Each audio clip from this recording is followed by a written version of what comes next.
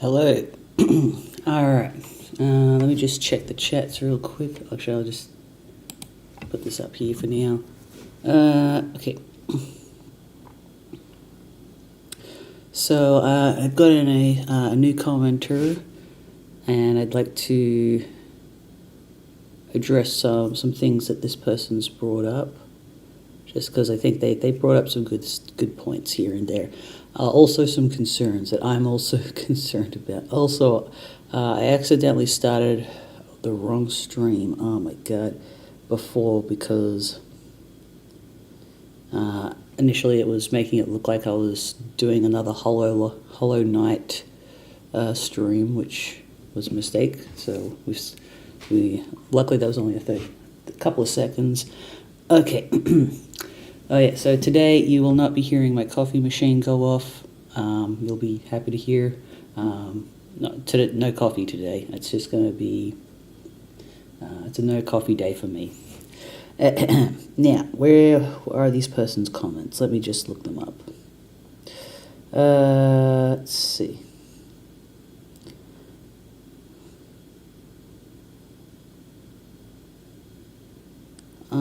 Yeah, they left a few comments on a couple of these. Okay, let me find. I'll just start with the ones on the latest one.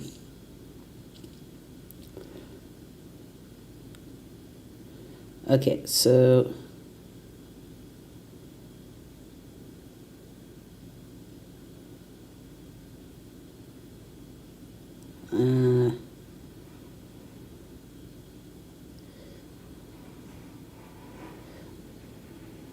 I think this, hang on. Okay, so during the last stream for this, there was a scene where the character Dave, also known as Turntech God or Godhead, he was reading a web comic, an MS Paint Adventures comic. It's like a noir type of thing, and he was skipping pages, like 150 pages, because he was like, who cares, I just want to skip ahead. And I was like, oh my god, no, just read the whole thing, because that stressed me out, because I'm a bit of a completionist in that way. This person has said that I've done it a couple of times, but apparently not in large amounts.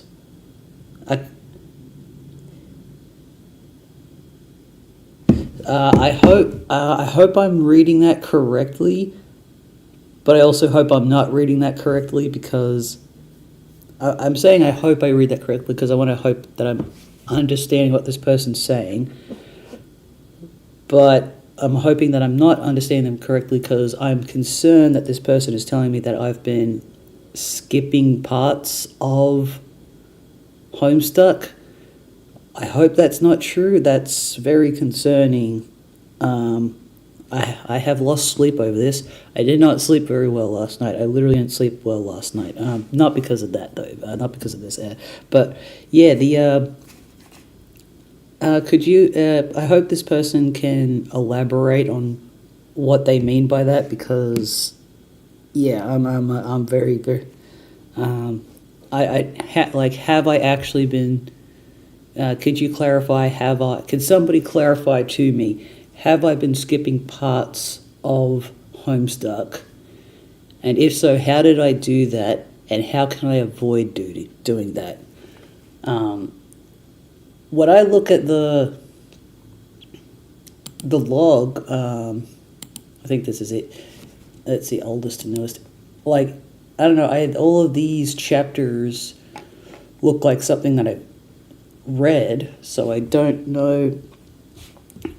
I don't know. It seems to be linear enough that I don't understand how I could possibly. If anything, I've reread parts of Homestuck more so than skipping anything. That sort of. So I don't know what that was about. Let's see. What else did? Let's see. Now this person's left other comments. So on the and on a previous one they sort of brought up, let's see. And they're saying that I should probably take notes because certain things are forgotten pretty quickly. No, I'd rather not do that. I don't read books that way. I don't read comics that way. I don't read anything that way. I don't even watch things that way. I know some people, when they watch movies, they'll take notes. I don't do that. I just like to just rely on what I can recall. That's just how I prefer to do things. But there's nothing wrong with if other people want to do it that way. I don't know, it just feels more organic for me if I just read it and just try to go by what I can remember. That's just my opinion. Oh yeah, and this person saying, the person asked, because I said that I couldn't convince my friend to read Homestuck, and the person asks, is it because it's less linear? And to which I say, it's not that, it's just, I don't think he has, no, I wouldn't say he hates non-linear stories, because he and I, we both love Bakano, for example. We love Bakano. For him, like, I don't know, like, I got him to watch Murder Drones, and he said he needed it to be explained to him, and I explained it to him. And he said that, oh yeah, and he liked it, but he said, like, that's the limit for what he can enjoy. Also, he generally likes to read stories where everyone is an adult. I've tried to like convince him, like, you should watch Madoka Magica, because I think he would like the existentialism in that particular show, and as well as contrasted with the darkness. Also, I think he would like Princess Tutu because it's pretty meta and it's very dark, despite how it sounds. But he just generally he's it's not that he hates kids. It's just he finds it really difficult to get into stories where the protagonist is a child, and the fact that these kids are 13 years old, I think, yeah, they're 13. That's a bit of a deal breaker for him.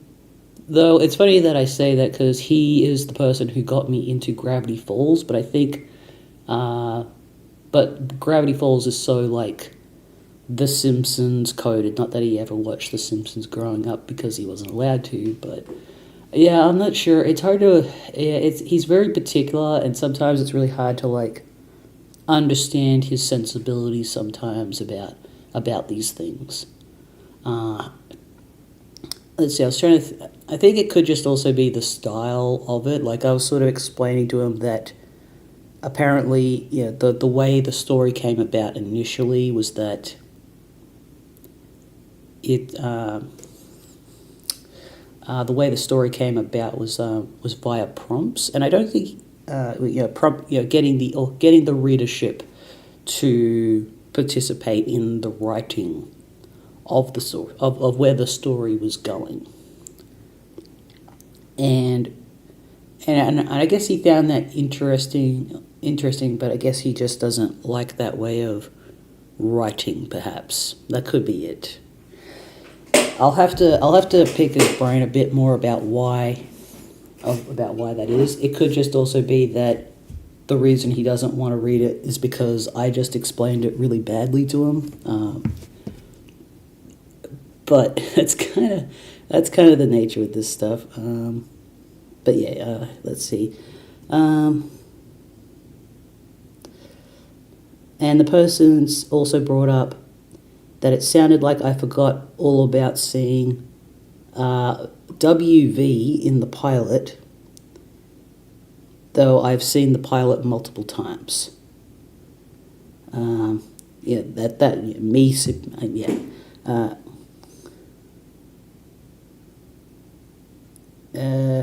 Yeah, so I didn't know what WV meant, so I had to look it up. Apparently there's a character there's a character in Homestuck called the Wayward Vagabond, and we do see that character in the pilot. And we have also seen them in the comics so far. But I feel like calling them... I'm not sure if... I guess it's debatable about whether or not the character's name is a spoiler. Maybe it's not. It could just be... I don't know, but I might be too petty just if I were to say that it was, but I don't know. To me, there's like, it comes with connotations that my brain will ponder on, but that's okay.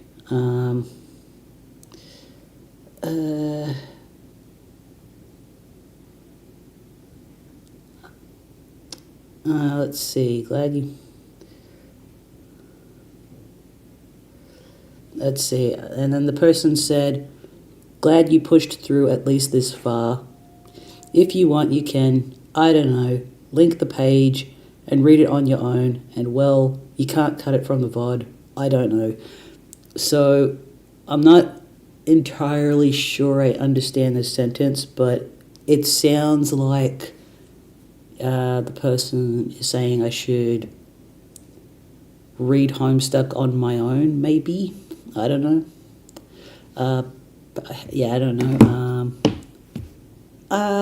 No, I'd rather just keep reading it like this. Like it's yeah. I'd rather just document the whole thing. It might not be worth.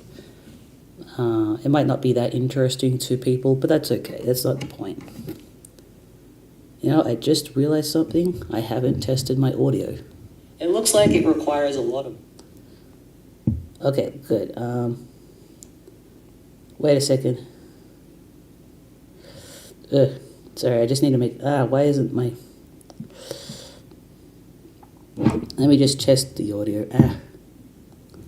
Okay, I can't seem to open up my YouTube, which is annoying. Okay, let me just test it here.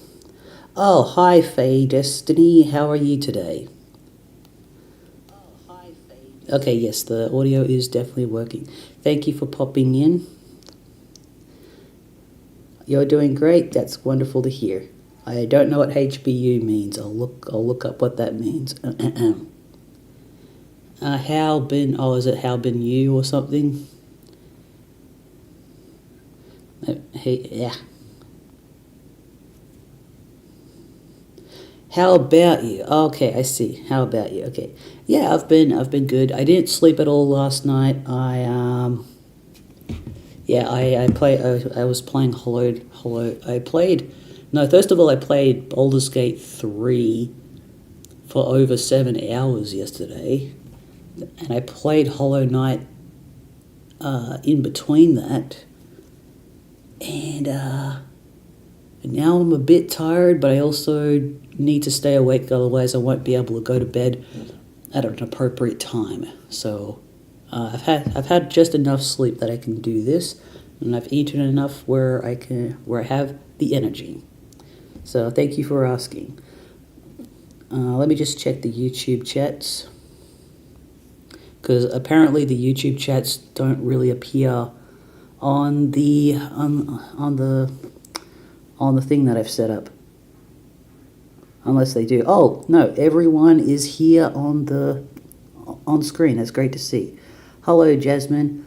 I heard part of what you said, but you read the full name on a page between John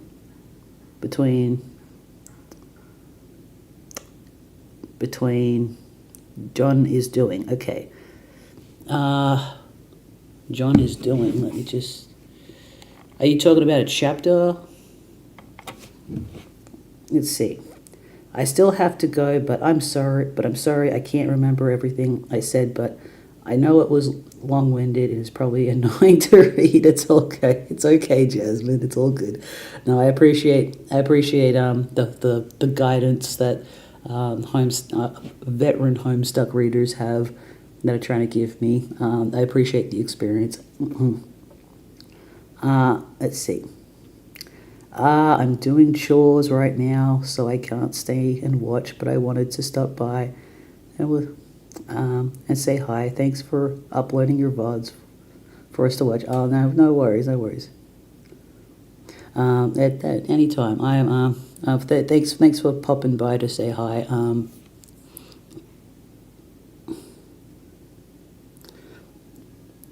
Okay, hang on. Right, and the name isn't a spoiler, but abbreviating it technically would be. Oh, if I think about it now, I'm sorry. It's okay.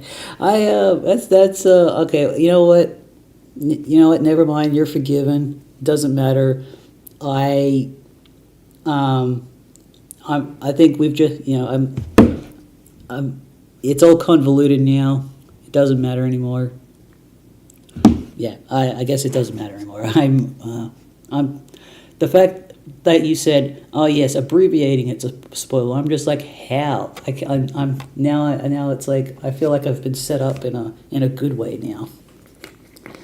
So I said no coffee today, but I do have a big jug of water here, so I do need to drink water every now and then.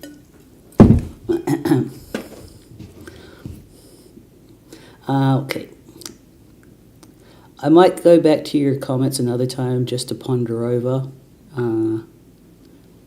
but at another time, and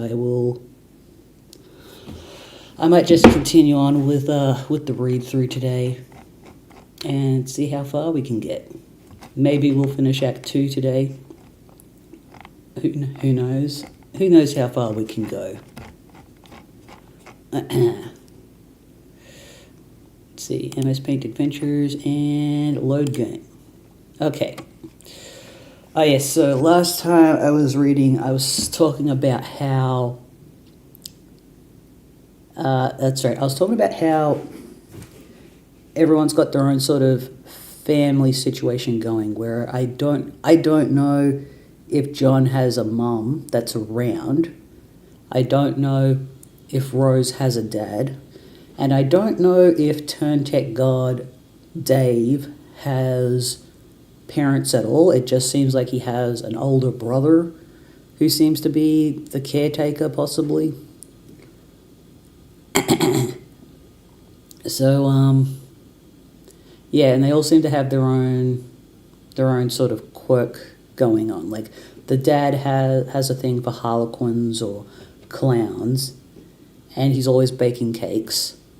And Rose's mom is an alcoholic, and she has a thing for wizards. And Dave's brother has a thing for puppets. But I don't know what his like quirkable habit is, or not. I wouldn't say being an alcoholic is a quirk, but his not his vice, but his outlet. Maybe, I don't think it's supposed to be gaming. I think it's got to be something else, something that's unique to him. And what else? Oh yeah, and the character Garden Gnostic, also known as Jade in her day-to-day life. We don't know anything about her family situation yet. And I recall that her whole thing, something that was brought up in the pilot, was that apparently it was suggested in the pilot that she might be able to see the future, or she knows the future. So the fact that she has been put, that her, I don't know, she's like the one that seems to have the most mystery going on in all of this. And the fact that she's like this cheery little innocent character makes me think, I'm wondering how genuine that is, considering how shrouded in mystery she's been at this point in time. Okay. Now, I should probably get on with the actual read-through, but I'll just check the chats real quick.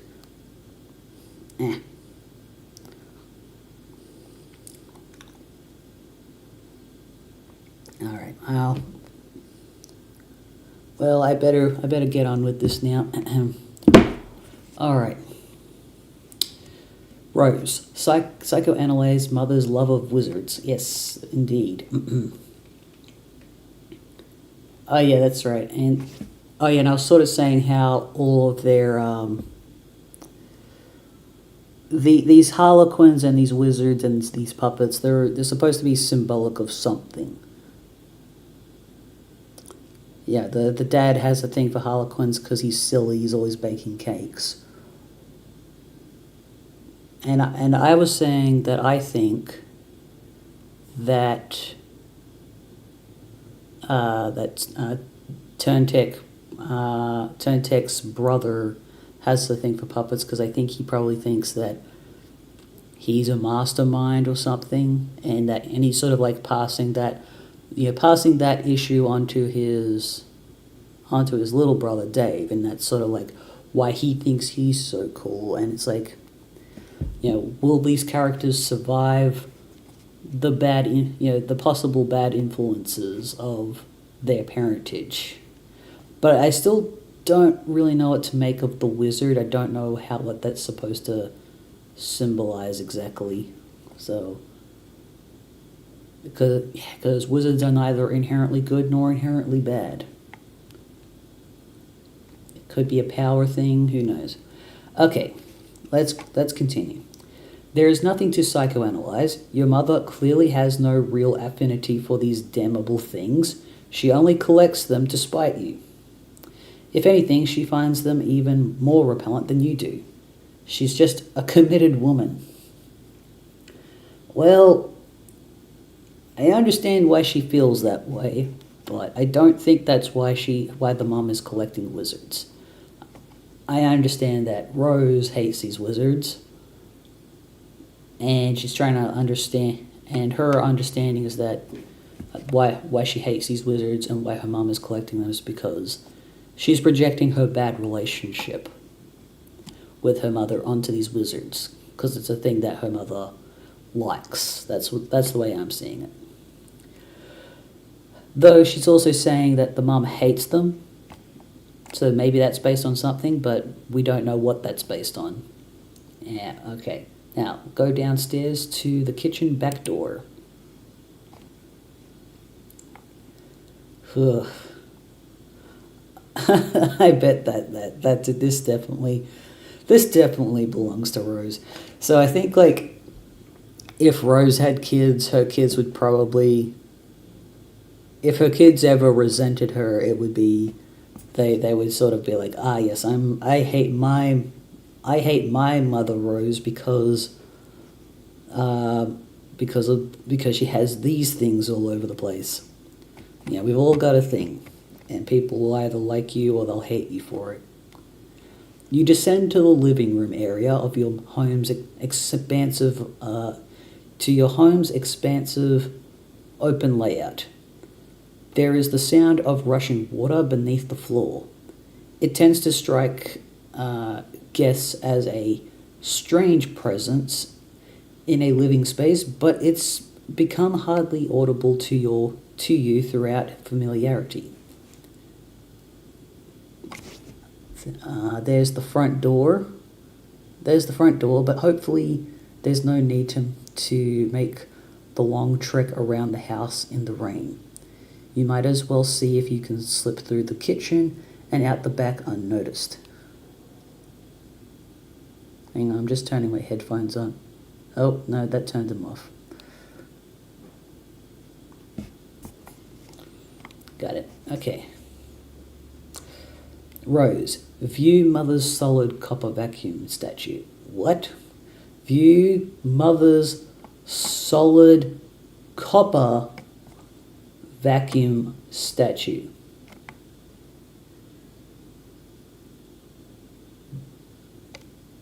What? Why? Why?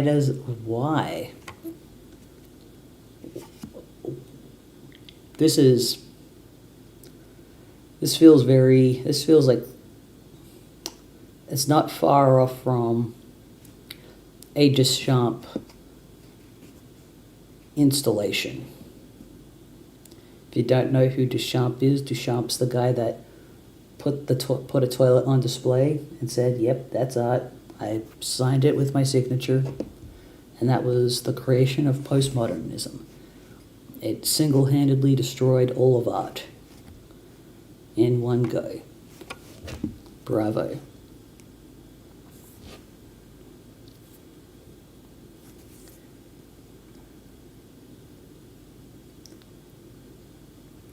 Okay. Okay, but it's bronze, not copper. Well, it doesn't look like either one to me.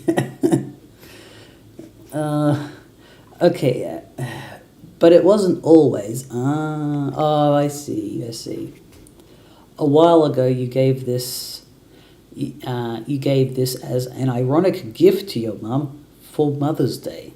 You even customized it with a drink holder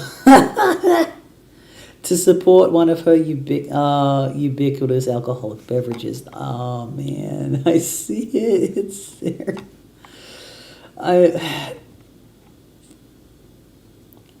don't. Yeah, so I can't really. These kids are always like giving ironic gifts to friends, and I'm like, and also their family. Like, what the fuck? I'm trying to think of a time. I can't think of a time where I've ever. I don't know. Have I ever given someone a gift ironically? No, I take gift giving pretty seriously. I want people to like the things that I give them. I want people to use them if they can. Otherwise, they don't get anything. If I don't think the person will be happy with a gift. I don't know, like, if someone gave me a gift ironically, I'd be a bit upset about that. I probably wouldn't say anything. But, like, how's the mom supposed to understand that this is, that their kid is giving them a gift ironically? Like, would that ever... But, yeah, the whole... she attached a thing for her alcoholic drinks, a cup holder is like, that's actually really sad. That's a really sad thing. Oh, I'm thinking about that character Helga from Hey Arnold, and the character Helga, like, I didn't really think about it as a kid, but I've been rewatching clips from it, and I'm like, oh, her mom was an alcoholic. Like, when I was a kid, I just thought, wow, she's kind of a boring mom who doesn't really talk to a kid. And now I'm like rewatching it. I'm like, oh, no, she was an alcoholic mother that was constantly putting her daughter in danger, and it's really fucked up. And I'm just wondering, like, I'm trying to wonder, like, what the motivation was for. I guess, okay, I'm guessing that maybe the irony is that she gave her mom a statue of a vacuum cleaner because they live in a mansion, so they're probably rich, and therefore they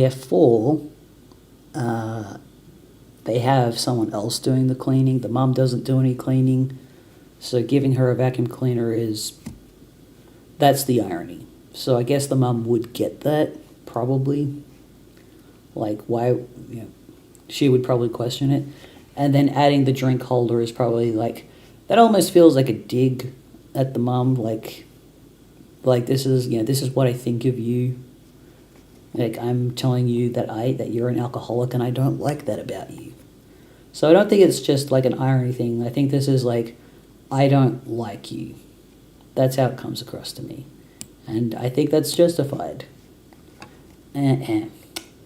She liked the gift so much that she had it bronzed and put on this pedestal. Huh. I see.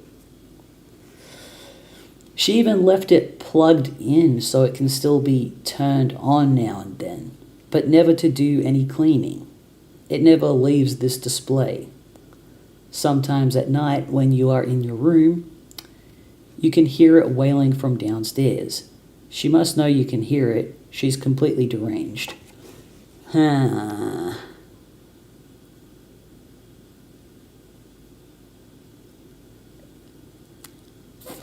I don't know what the liked, I don't know why liked is in quotations. Like, was she, is the mum sarcastic? Maybe is the mum, or is this just purely alcoholic behavior? Does the mum have a personality outside of alcoholism, or in relationship with alcoholism? Just wondering about that. Okay, let's continue. I'll just sorry,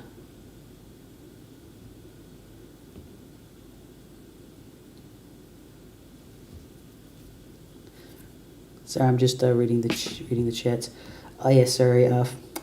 Sorry, I don't know why, but for some reason the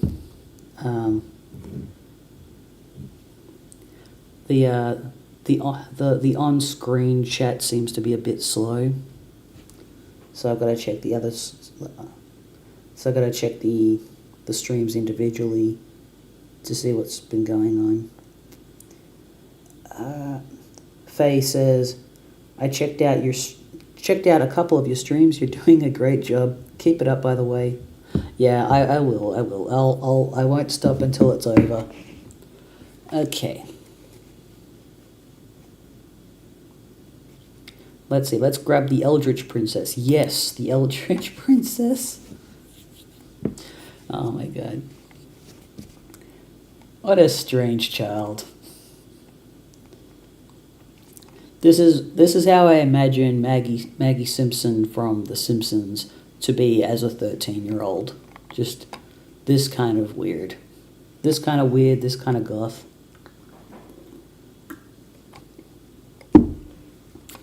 It's too big to capture log. Oh, really? Okay. I guess okay, we're starting to get some limits on the magic system in Homestuck. Not that you would want to move it anyway. The pretty princess doll, has been sitting there for months, ever since your mother got this abomination for your birthday, as a totally passive-aggressive gesture. I mean, is it a passive-aggressive gesture? I feel like this is something that the kid, I don't know, because in her room when we were getting to know her, it seems like this is stuff that she would like. It's that, her favorite color seems to be this shade of purple, but I don't know. Like, does she call herself tentacle therapist? Is she into eldritch stuff because her mum gives her stuff like this and she's just being ironic about it? Or, I don't think everything. I don't know. I'm not really getting the impression. This gives me the impression that the mother does try. I can't tell if the mom's supposed to be totally evil. I can't tell how. I don't know. To me, this if the mom gave her this comes across to me as the mom at least trying, which is certainly a whole lot better than Helga's mother from Hey Arnold. But that doesn't mean that she's immune to criticism either. I'm just saying that this does not come across as entirely mean. I don't know. There could be more context to find out. But let's find out. Okay. You decided to make it much less abominable by knitting Her Majesty a new head and new arms. Now it brings a mischievous smile to your face whenever you walk by. Okay. So, man, I am getting. That was the fastest I've ever had my own question answered. So the mum got her a pretty princess, and then so it was a pretty princess doll, and then this kid Rose was like, well, I'm gonna turn it into something I would like. I'm gonna customize this, and that's okay. So yeah, it did. Okay, so I guess the mother was being passive aggressive by getting her pretty princess to be like, because the kid is obviously a goth. Like, she's not, she's not, she's, I don't want to say not like other girls because there's a certain connotation with that. She's not like a girly girl, and that's okay. And the mother has a problem with that. And she was making fun of her. It was passive aggressive for sure. But she's too strong for that shit. Good on her. Let's see. Let's see. You decided to make it less abominable by knitting Her Majesty a new head and arms. Now it brings a mischievous smile to your face whenever you walk by. Your mother hasn't removed the doll yet and probably never will. She would never be the one to blink thirst. Oh my god. Yeah, man, you need a new mom. Okay, acquire umbrella for protection from elements. ULUV, you love. Okay. You're going to have a hell of a time accessing that card when you need it. You guess you'll just cross you'll cross that bridge later. Okay, cool. Peek inside kitchen.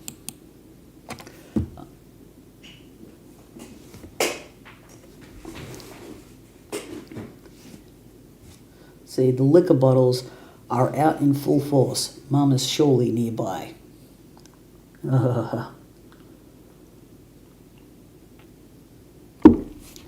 Investigate richly colored object in middle of screen. Okay. This is richly colored. Okay.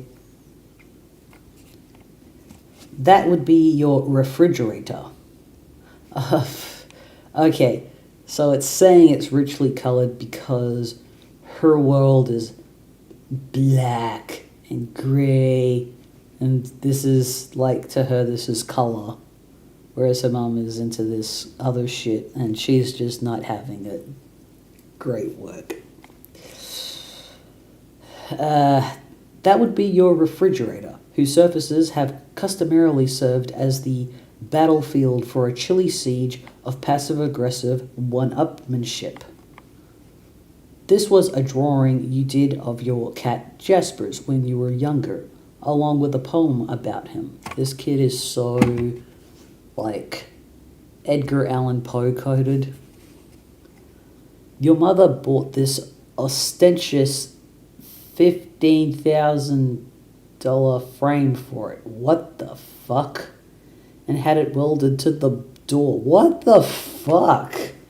Yeah, okay, the mom is clearly, like, it's not just that she's an alcoholic, it's just there's something genuinely wrong with the mother beyond that. Like, I was thinking, okay, she's an alcoholic, she can get help for that. I don't think she's an alcoholic. She probably does drink enough. I think her behavior cannot be attributed to alcoholism anymore. I think there is, like, an actual personality problem with the mother. I think the mother probably hates the daughter. That's what I'm thinking is going on now, because this is just this is just not normal at all. Even for as cartoony as this is, and as, like, and I get that this is also kind of meant to be a comedy thing, but there's obviously, like, it's obviously communicating that the mum is some sort of villain in some way. I could be wrong. Maybe things will change. Context can change over time, but that's where I'm at right now with this ridiculous setup. Okay, let me just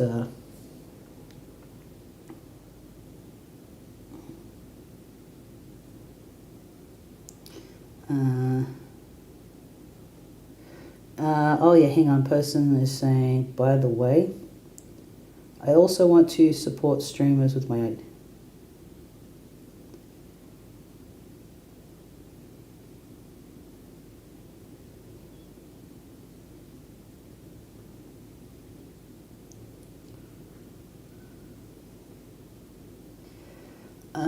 okay, so Faye, I don't know if you're still here, but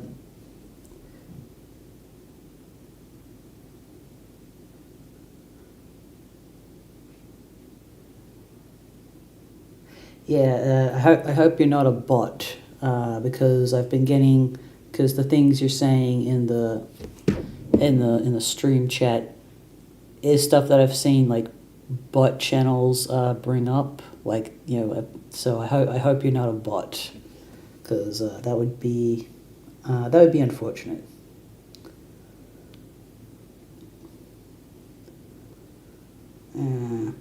Yeah, okay.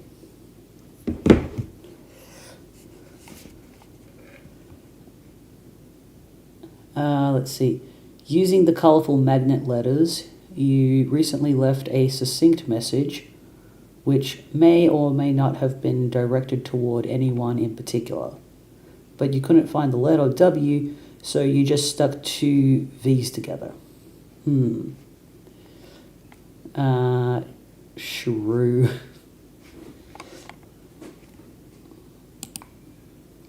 Okay, your mother then purchased a fresh pack of W's and left them there for your convenience. Okay, appreciative of the thoughtful gesture, you left her a sincere thank you note, which you had legally notarized and then marked with a drop of blood. What the fuck? Damn. Like, oh my god, the passive aggressive. Wow. Amazing. Amazing. Oh my god. Okay.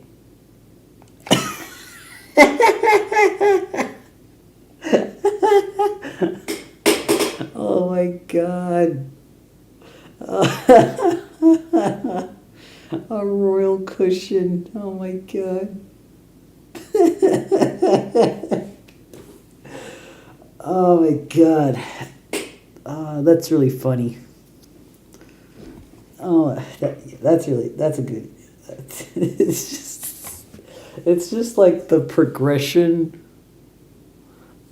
That was a really good progression. It's like it just starts off with the daughter saying, "Hey, mom, you're a shrew," and then the mom's like, more like shrew, like get it right, and then the daughter being like, "Thanks," like the richest, fanciest fucking thanks you could possibly give.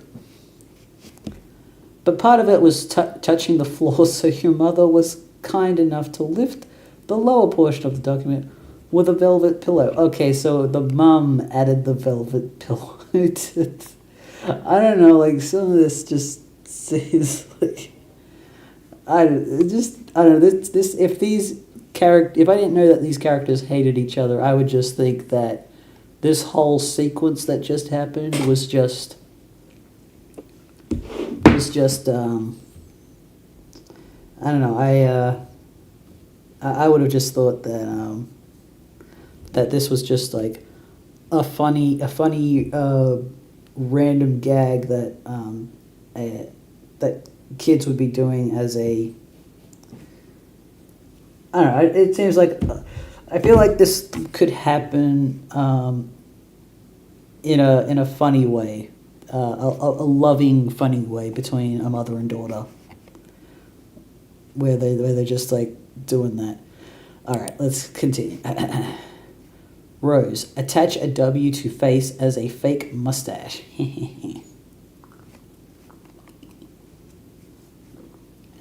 This is incredibly silly, and you're not sure how it fits into your campaign against your mother or getting your computer back online to escape your doom. But it's hard to resist getting a little silly sometimes, especially when you are absolutely positive no one is watching. Let's capture log the W. I like the eye wiggle.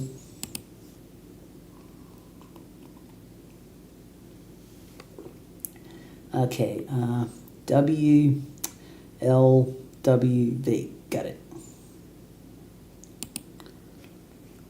But that unsightly void in the W pack won't do, nor will the gash in the plastic. You deposit 12 cents in its place, which is your approximation of the letter's value. You also make a vow to return later and neatly sew the plastic shut.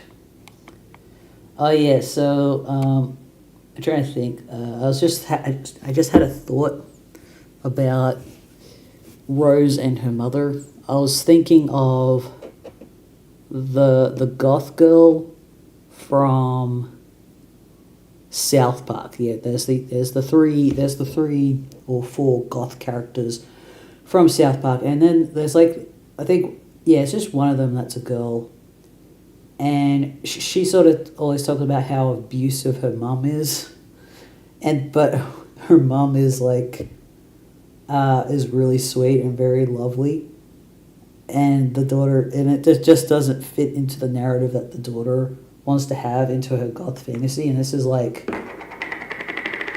presenting like what that girl wants to have with her mother, because it would fit into her narrative. So it's like, okay, this is what it'd be like if that was really happening. Okay, moving on. Think of ways to one-up mother. How can we one-up the mother? Don't let the mother win. You now wonder how to address the pillow situation. It seems that the woman has you at a clear disadvantage. Perhaps slipping a fresh doily under the pillow will do the trick, or maybe spilling a bit of Worcestershire. I don't have that sauce, so I don't know how to pronounce it. Worcestershire sauce on it. And then having it dry cleaned and returned along with a laboriously ingratiating apology note? No, there's no time for anything like that. Or maybe just thinking out loud here, you could use the entire pack of W's as M's. Oh yes, that would burn. Yeah, that's okay. Good one. We'll call the mother a shrem. A shrem. She's a shrem. Okay. But you've already done something with that W pack, and there's no need to go back and gild that lily. This is delicate business. That pillow is screaming for rebuttal. Capture log velvet pillow. All right. You decide to take the velvet pillow and lovingly embroider a poem in praise of motherhood on it. Hopefully you can pull this off before she notices it's gone. The L, the E, the U. Okay. But it causes your tree to be pretty badly unbalanced. It surely will auto-balance itself in a moment. And just like that, the umbrella becomes accessible in the root card. That's one of the things you love about the tree modus. The happy surprises. Head out the back door. Oh my God, it's the mother. And she's just a shadow.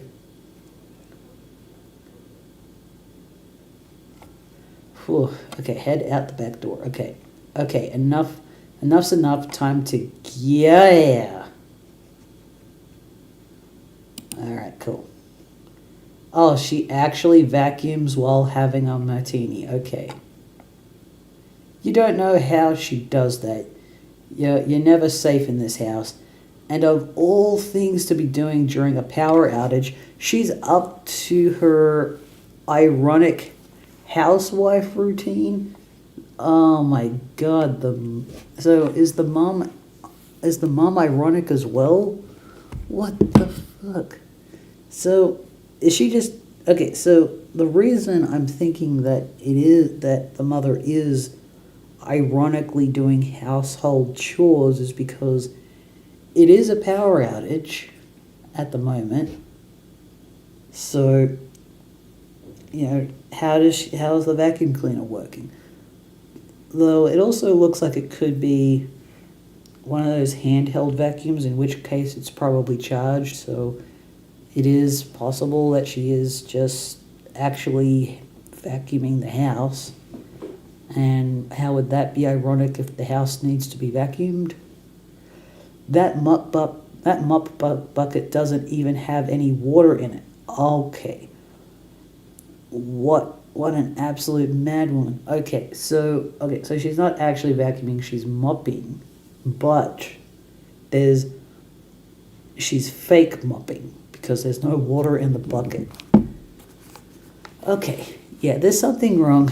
Yeah, okay. There needs to be an intervention of some kind. I don't blame Rose. I feel very sad for Rose right now that this is what the implications of everything so far is just very sad. What an absolute madman. Okay, hop over counter, landing in a roll. Yeah, okay, let's do that. This bird's gotta fly. Yeah, your youth roll. Alright, let's go. Land it. Ah, shit. Lousy goddamn stupid wizards. Lousy goddamn stupid wizards. Meanwhile, in the past again. Okay, we're going back. Okay, yeah, we're going back in the past. Okay, so this is a non-linear narrative. Okay. Oh yeah, by the way, I was sort of comparing Homestuck, the way Homestuck is telling its story to an episode of The Simpsons, and I forgot what the episode was called, but it was called An Era of Trilogy, which was it takes place over the course of one day, but the episode is split into 3 segments, and each segment shows The Simpsons having breakfast. It starts off with The Simpsons having breakfast, and each segment starts off that way where they're all just having breakfast together, but each segment follows a different character on how the day went, and we see the what do you call it? We just see them. What's the word? We see them. What's the word? We sort of see how each of their stories ties into the other person's story, basically. So yeah, that's I think it's comparable. So if you haven't seen that Simpsons episode, check it out. It's really good. It's one of my favorites. Okay. Meanwhile, in the past again, you're almost done patching up the hole in your window with the gaffer tape. Oh, that's right. I just remembered. The Cheddar, Jasmine, they brought up that this was an accident, and I was saying I think that was because I said, did the bird have to die? And I agree. Like I understand that it was an accident. Like he didn't mean to kill the bird. I was more so questioning the author's decision to kill the bird. Like, it's not the character's fault. I'm just saying I was just more so questioning the authorial intent in that. That was all that was about. Okay. Let's see, gaffer tape. But it's sort of hard to get any work done when people keep pestering you all day. You guess you better get that. Okay, let's answer the chum. Oh yes, garden gnostic, finally. Here we go. Hi, Dave. Hey, sup? Not much. Sup with you? Bro. Heh. Ha. Hang on. Let me just start again. Okay. Hi, Dave. Hey, sup? Not much. Sup with you, bro? Heh heh heh. Ha ha. Good one. So alright. Being chill, I guess. You know how it goes. Great. Feeling cool today, Mr. Cool Guy? Oh man, you know it. So cool. You know shit is ice cold up in here. Shit is wicked bananas, I am telling you. Smiley face. So, have you talked to John today? Yeah, we were just talking a while ago about how he sucks at his Silodex. Can you believe he uses stack? That kid is ridiculous. Lol. Well, that doesn't sound like much fun. What was it? What was it you use again? Wait, never mind. I forgot. Whenever we talk about your goofy moduses, I get a migraine. What do you want with John? Smiley face. I want to tell him happy birthday and ask him about his birthday package. Oh yeah, I was being sort of cagey and told him to check the mail because I was wondering if mine came yet. I think it did, yeah. I think mine came too. So I guess you want to know if he likes it or something? No. He will not open it. He will lose it. Oh, wow. Sorry to hear that, I guess. So, oh wait, hang on. So she goes, no, he will not open it. He will lose it. So this is like her being a person who can see into the future. So, okay. Interesting. Oh, wow, sorry to hear that, I guess. No, it's good, actually. Oh, it's good, okay, because he will find it again later when he really needs it. Which, of course, is why I sent it in the first place. See, like, I never get how you know these things. I don't know. I just know that I know. Alright. Anyway, I have to go. I have to feed Beck, which is always a bit of an undertaking. Man, if I were you, I would just take that fucking devil beast out behind the woodshed and blow its head off. I don't think I could if I tried. Yeah, say hi to your granddad for me too, okay? Facial expression. Yes, I guess. So she called him Beck? Okay.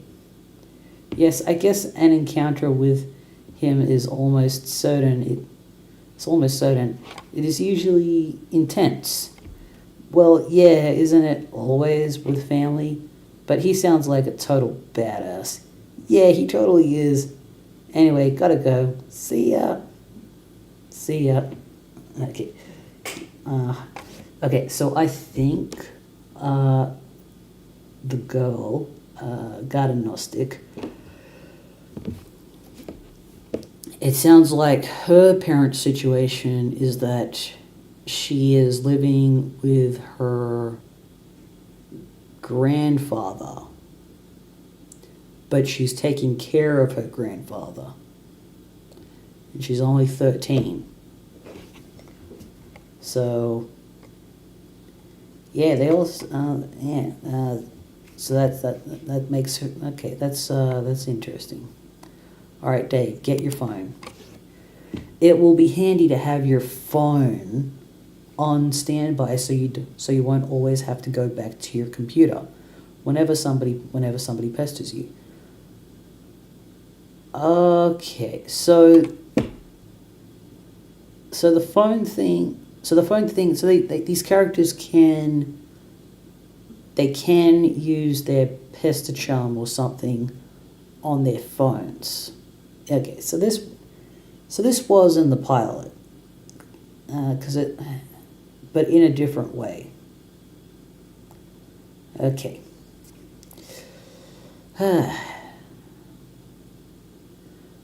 This way you can text message people no matter where you are or what outrageously cool thing you're up to. Okay. So they can't pester charm each other on their flip phones. They have to text each other. That makes sense. I recently rewatched Attack the Block recently, and I was reminded how back in the day when we had our phones, there was only like a certain amount of texts and minutes you could do on each phone. Everything was, whereas these days it's like, you can get like relatively cheap plans in some places for not much money.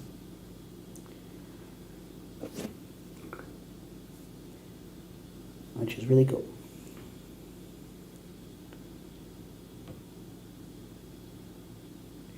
Sorry, hang on, just checking something out.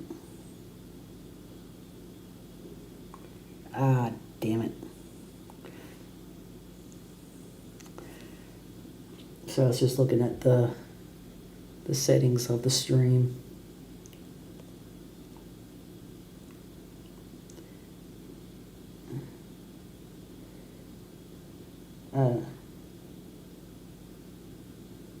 Okay, you've seen Attack the Block then? Cool.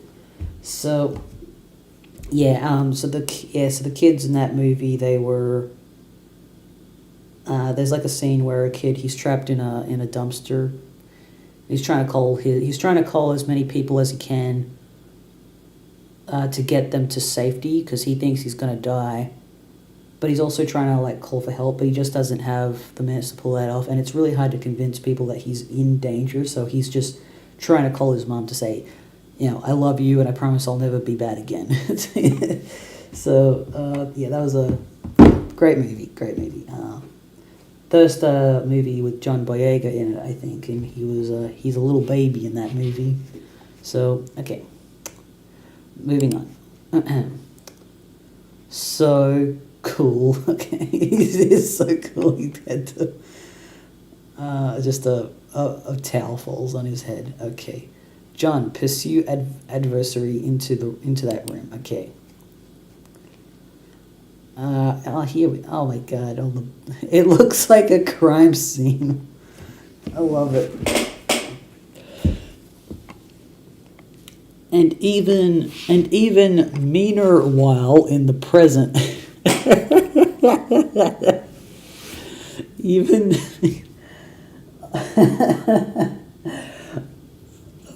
Oh my God! I sometimes talk like this, but I've never like seen even meaner while specifically before, so I'll be capture logging that for myself.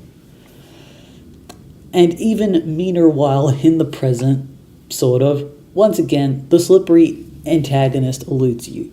You only find more of these unpleasant oily smears. Ugh. Someone is pestering you. Both your PDA and computer register the message. This chum will know what to do. Alright, I'm out of my room now looking for my bro's game. Oh good, yeah, there is no sign of Rose yet. I hope she is okay. Well, if she comes back, I'll be ready. You better know what you're talking about, because this could get ugly. Brought my phone, and I also took my awesome katana with me in case things get too hot to handle. And they always do. You mean that cheap piece of shit you have on your wall? Fuck you. It's sharp and it's awesome, and I just killed a bird with it, and it's a sword.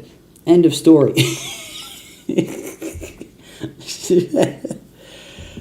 No, I know, I agree with Turn Tech God. I've owned actual katanas in the past, and if someone told me that they were fake, I'd be like, fuck you. Okay, I don't really care. I'm in my room again. I really think there's someone else in this house, like monsters or something. Howie? Haha, I wish. Dude, monsters aren't real. That's stupid kid stuff for stupid babies. Maybe, yeah, you're right. I know, I don't think he's right at all. I think they're in for it. What are you, an idiot? Of course there are monsters in your house. Just the whiplashing of flip-flopping. It's incredible. Of course, you're in some weird evil monster dimension. Come on. Skepticism is the crutch of cinematic troglodytes. Skepticism is the crutch of cinematic troglodytes. Like, hey mom, it's like he's basically saying, stop being ironic. Okay, anyways. Like, hey mom, dad, there's a dinosaur or ghost or whatever in my room. Yeah, right, Junior, go back to bed. Fuck you, mom and dad. How many times are we going to watch this trope unfold? It wasn't goddamn funny the first time I saw it. Just once, I'd like to see dad crap his pants when a kid says there's a vampire in his closet. Oh shit, everyone in the minivan. Be fucking dad of the year right there. Okay, stop. What do I do? What do you have? A hammer? What do you have? A hammer? Man, so lame. Okay, whatever. You should look into weaponizing your Silodex. Bro is always getting on my case about it, but man, it's not as easy as it sounds. But if you're fighting monsters left and right, you don't have much choice. Okay, I guess I can read up on data structure some more. How's it going there? I'm out in the living room. He's usually here, but I don't see him. I am purposely doing the voices. I hope that's okay with everyone. I know it's a little too tropey. I understand that, but it's the best way I can distinguish the characters from each other. And yeah, it's just not as good. It's obviously not as good as the voice acting from the pilot. So yeah, if nothing else, the pilot deserves credit for the voice acting ability, for how they portrayed the characters. Let's see, where was I? But I don't see him. I might be playing his... Okay. All I see is a little Cal over there, so I guess he can't be far. Haha. Oh god, so lame. What? See, I just don't know why you think it's cool. His ventriloquist rapping thing? That's fine. You are entitled to your... hang on. The rapping thing? Oh, Lil Cal? No, man. Lil Cal is the shit. That's fine. You are entitled to your opinion. I'm just saying that being a white guy who is a rapper with a ventriloquist doll is not cool by any stretch of the imagination or by any definition of word cool, ironic, or otherwise. That's all I'm saying. Yeah, bullshit. Cal is dope. Puppets are awesome. John Egbert blows. The end. Yeah, more like the opposite of all those things is the thing that is true. I'm going to read. Good luck with your bro. Okay, so the brother, so Dave is right that rapping is cool and puppets are cool. If you don't believe me, Jim Henson made puppets cool, at least in America. The puppets in Europe is a different beast. So, but when you combine them together, it's like, is that actually cool? It kind of cancels each other out in a way. It's just so, and I won't say anything about like whether or not it's okay for white guys to rap or whether or not it's cool. I think it's cool and if they do it right. But I would strongly recommend the White Rapper Paradox by FD Signifier if you haven't seen it yet, just for some perspective and some nuance on the topic. Okay, read your book, stay wary of these foes. So I think we're switching to John Egbert's perspective again. Okay, yeah, we're full. Oh yeah, because we're in the meaner while of the present at the moment. Let me just check the chats real quick. Let's see.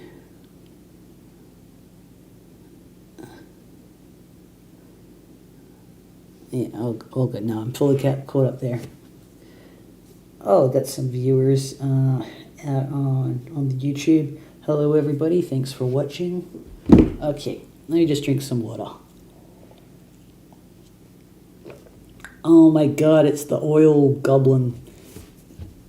And he's wearing a clown hat, which makes me think that Dad has been turned into some sort of mutant monster. Okay. Monsters. Only R-worded babies who poop in their diapers believe in that stuff. Youth roll right out the front door. Okay, so we're switching back to Rose's perspective.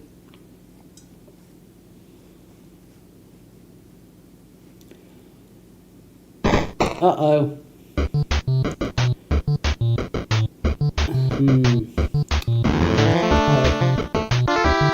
Okay.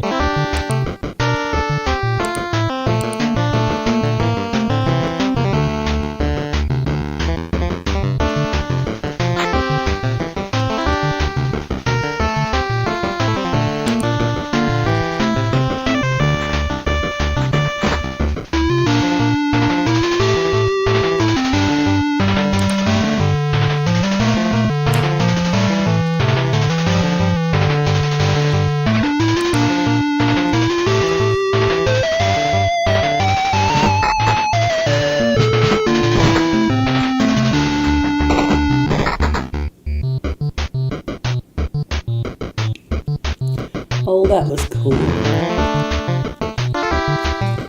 This is the first time we've seen the mother not as a shadow for once, but as like a fully formed human. And she barely has a face. Time to move on.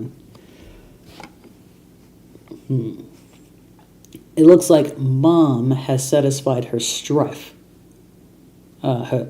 quota for the day.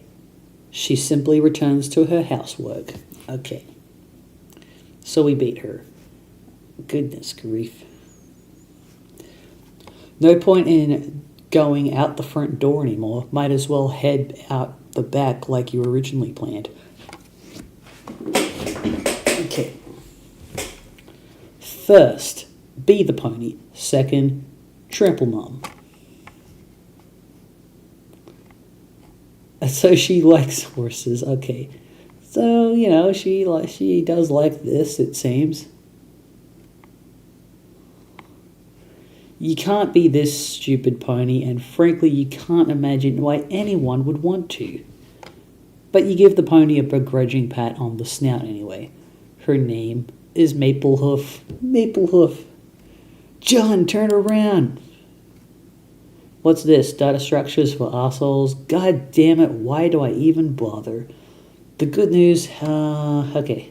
The good news, finally, your revolting incompetence can be put to use instead of accidentally firing a Silodex full of steak knives into a priceless oil painting, or your beloved great aunt, you can turn that fumbling fury toward one of your foes, such as the ability to grasp painfully simple concepts. The bad news: I'm tired of explaining myself hoarse to you, to you gibbering fuckwads. In this chapter, I will be phoning it in with the liberal use of diagrams and shitty clip art.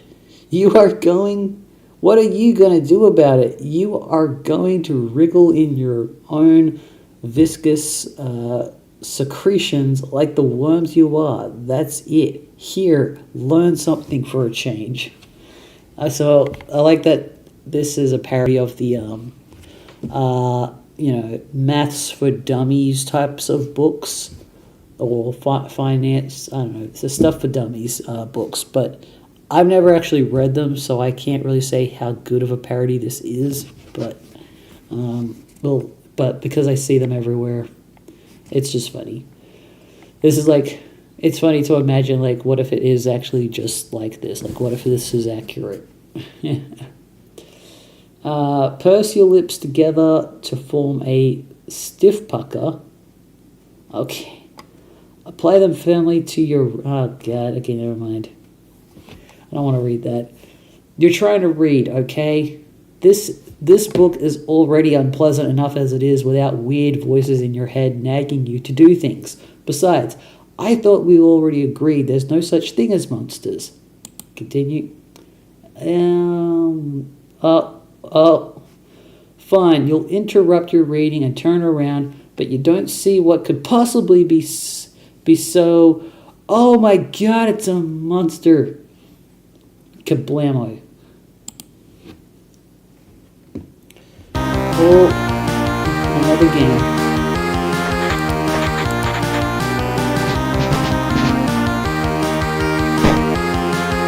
Oh, here we go. Let's sledgehammer this fucker. Put the bunny back in the box. That's his birthday present, man. Did he just faint? Oh, he's punching the rabbit. So he just knocked his head on him. Let's exit. Okay. Let's see. Rose, exit. You leave through the back door. Nearby is the transformer which distributes electricity from the underground generator powered by the river flowing beneath your house. The transformer was struck by lightning, though, and no longer works. You wonder if your mother has any plans to have it fixed. You guess she'd rather just play her mind games in a dark house like a weirdo. And you see the mausoleum and the portable generator across your backyard. You're almost there. Use umbrella. There we go. You regather your items and begin the soggy trek. Mausoleum Ward. Get up, John. This is no time for slumber. Yeah, kill him. Is he gonna do it? Get him. Get him. Get him.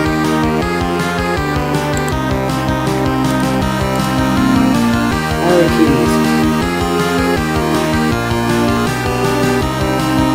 Spacebar.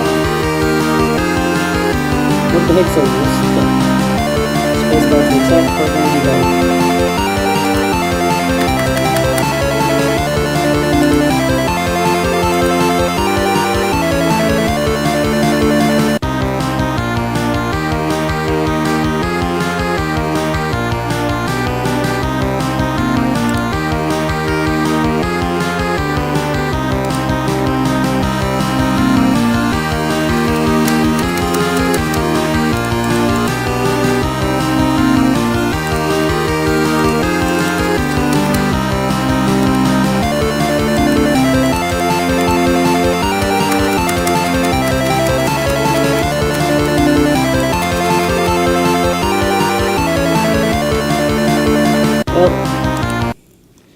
Forget the W and make haste to the mausoleum. Okay. Retrieving the W never even crossed your mind. It's just a stupid magnet. Look at that fire.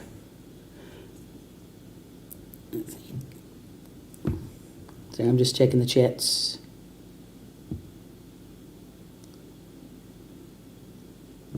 Move down a bit. Are you talking about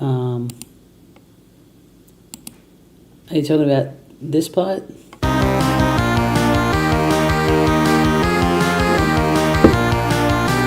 No, I swear it could, I think. But, oh, that seems to be working. Oh, okay, that's... bastard. Well, I tried. At least I hit him that time. I don't know why I couldn't seem to get a hit on him before, but I did that time.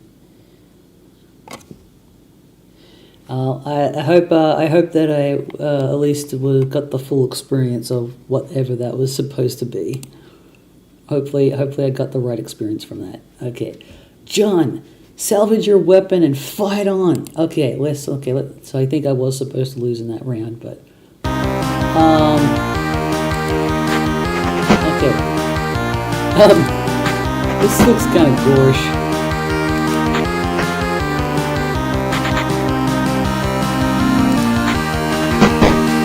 Oh, yeah, that...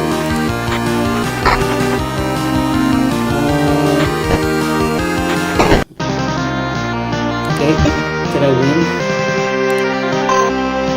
win? Okay, cool. Cool. Did I save the rabbit? Thanks, I got it. Alright, that's good to know. And, okay, we got it. Alright, cool. It's all coming together. Okay. So, hey, you said, put the bunny back in the box! Yes. Now, why couldn't he put the... now, why couldn't he put the bunny back in the box? Now exult, victory, spoils are yours.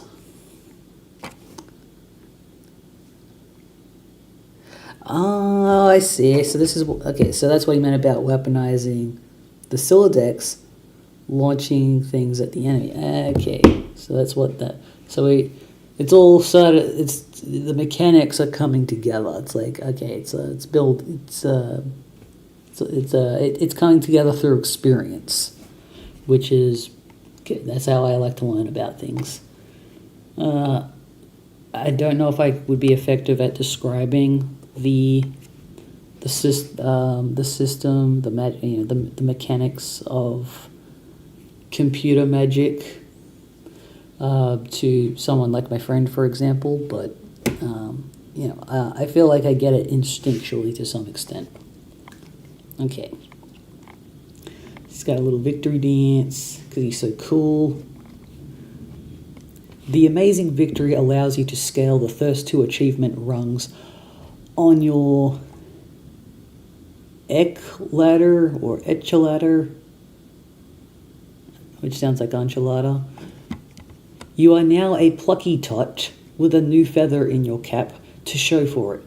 The Etcheladder rewards your bold accent with 125 boon dollars. You waste little time in storing them in your ceramic pork hollow.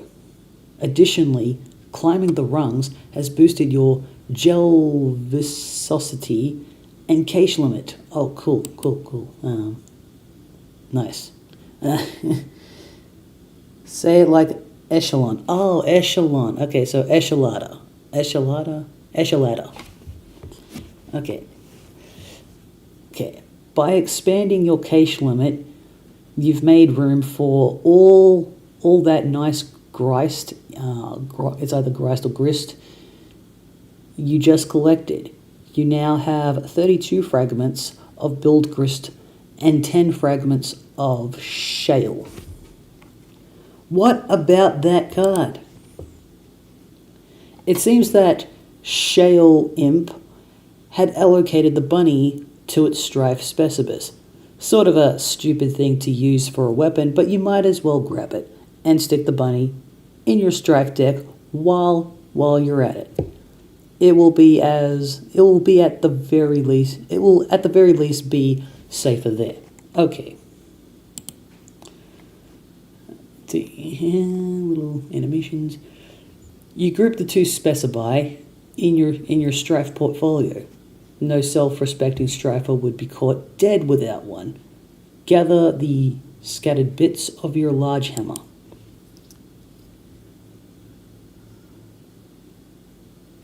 Okay, so grist. Okay, so you say, yeah, it probably makes more sense to say grist. If it was grist, there would probably be a H in there somewhere. Okay. Oddly enough, it seems breaking the sledgehammer altered the abstratus from hammer kind to handle kind, even going as far as expelling the head of your smaller hammer from your deck to force compliance. You didn't even notice in the heat of the battle. You grabbed the sledgehammer handle, expelling the useless Harlequin figurine. Okay, what? I don't see a Harlequin figurine. Now repair the hammer. You merge the sledgehammer head with its handle and return it to your strife deck, repairing the hammer kind abstratus in the process. The smaller hammer handle is ejected from the deck, since of course handles of any sort no longer belong in there. Obviously. Fine, now what? Dave is pestering you. You don't have time to deal with his nonsense right now. Something is amiss in your room. You can't quite put your finger on it. Okay, let's continue. The cat grave. Hurry and activate the generator. I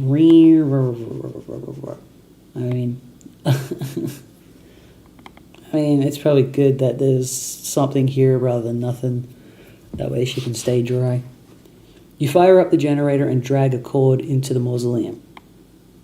It, of course, would be foolish to run the generator inside a confined space. Generator safety is everyone's business. Only you can stop forest fires. Okay, defile tomb. Okay, sorry, Jaspers. Okay, sorry, Jaspers. Have to make space for the laptop. Besides, your final resting place is already a mockery. You should have decomposed years ago under a bed of petunias, like a normal cat. Not given to a taxidermist and fitted with a tiny, custom-tailored suit, and then stuffed in a coffin built for infants. Oh my god. Okay, plug in your laptop. Oh, it's that symbol again, the weave, as I call it. I think it's called something else, but I forgot what it's called. I'm sure I'll find out again in the future. Okay. You plug in your laptop and connect to the internet signal again. Everything predictably falls out of your Silodex, but you're not about to get bent out of shape about it. You have bigger fish to fry. Looks like Dave noticed you're back online. He pesters you like clockwork. And there's John. What on earth is he up to now? Oh, hang on. Yeah, so she's looking at him in her computer, and Dave is pestering her. And all right, what's he up to? The door, John. Look at the door. Okay. You're right. Didn't Rose yank the door off its hinges and prop it on your bed? I remember that. Someone or something has put it back and left it slightly ajar. Incredibly alarming. Investigate. Who up? what is this? What? This is so outrageous. Oh, it's the sprite.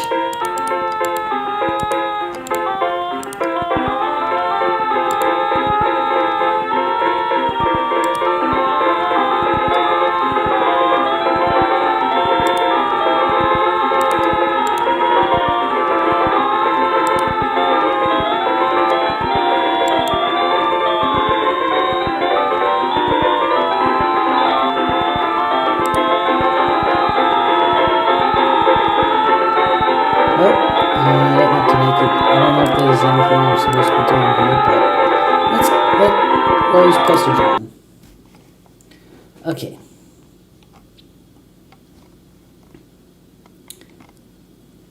So he's trying to get in contact with her.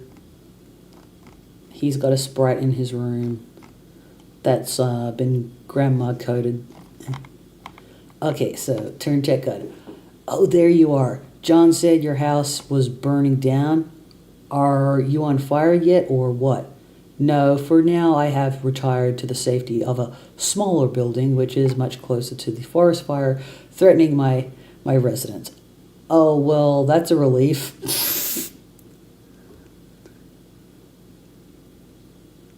Oh, what was going on?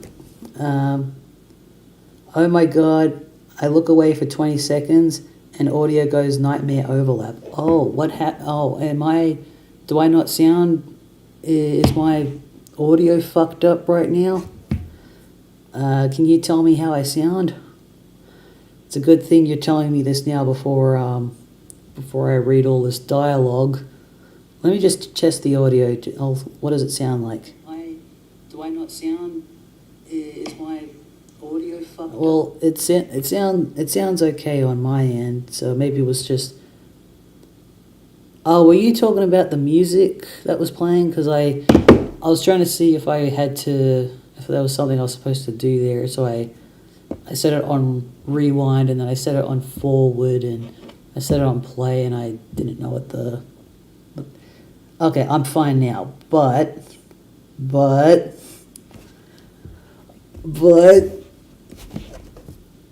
Nana's theme was playing, then with each click sound it started over, and then there was an overlapping like 5 times over.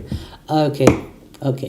I mean, I guess that made it seem a bit more unhinged, so I will, that was weird. I don't know how, I didn't mean to do that. I don't know how I did that, but it was most likely me that did that. So anyways, let's continue on with this long ass dialogue. Okay. Where was I up to? John told me to get the game to help get you out of there. So I'm working on that now. Working on it. Yeah, my bros copy along with my bros copy, long story. Hey, don't tell John this, but I think he might have been right about the puppets. They're sort of starting to freak me out a little. Yeah, you're that's because it's like the externalization of the issues that they're like, they're an externalization of some sort of issues that the parents are passing on to the kids, in my opinion. That's what, but they all represent something different. Okay.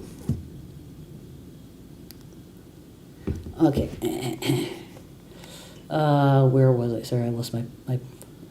You're referring to your brother's collection? I mean, don't get me wrong, I think it's cool and all, the semi-ironic puppet thing, or whatever, or semi-ironic...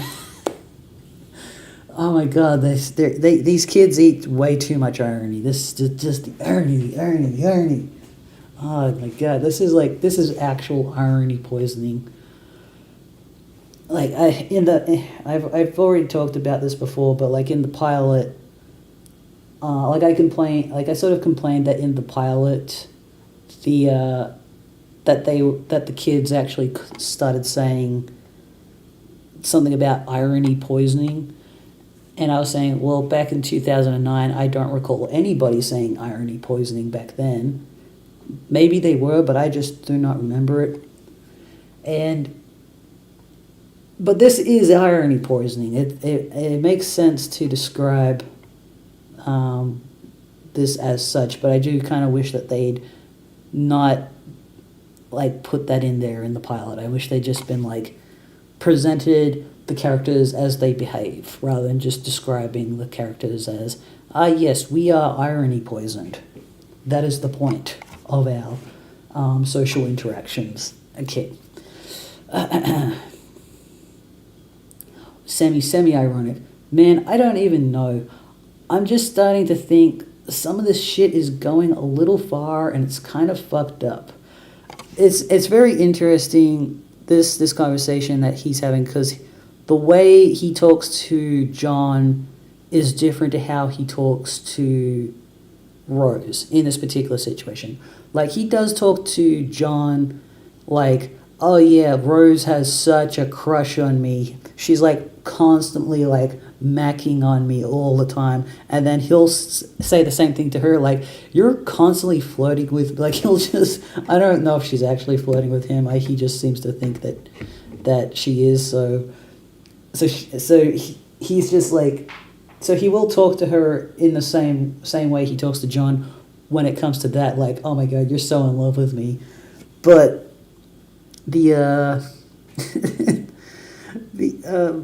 but when it comes to his brother, it's a different story. It's just like he'll defend his brother's honor to John, but then when it comes to Rose, he's like confiding in her, like, I think John's right. So, oh my God. So, where was I? I'd say so. Rose says, in response to that, I've seen his websites. I like them. Haha, yeah, well, you would. Oh man, oh man, I wish Lil Cal wouldn't look at me like that with those dead eyes, Jesus. Sometimes I dream that he's real and he's talking to me, and I wake up in a cold sweat and basically flip the fuck out. Interesting. Just responding as if she's a therapist. Oh God, why did I just tell you my dream? You're gonna have a field day with that. I am currently scrolling notes furiously into one of the many psychoanalysis journals I maintain for you. Published papers forthcoming. And this is all just like in her head. I think she actually does have these journals. These journals do exist, but they are in her head. This is how her brain actually works. Okay. Because it's not like either of us have anything better to do at the moment than to evaluate each other's radically debilitating pathologies. Yeah, I'm gonna get moving. Oh, have you heard from John? He's not answering me. He won't answer me either, but I am watching him. I suspect he is preoccupied with the fact that he's just had a bucket of water dumped on his head by the ghost of his dead grandmother. Who also happens to be dressed like a clown. Haha, alright, I'm out later. Interrogate this madwoman. Her mom? No, John's interrogating the madwoman. Nana? Nana's right. Yes, dear. Wow, you scared the living daylights out of me. Hoo.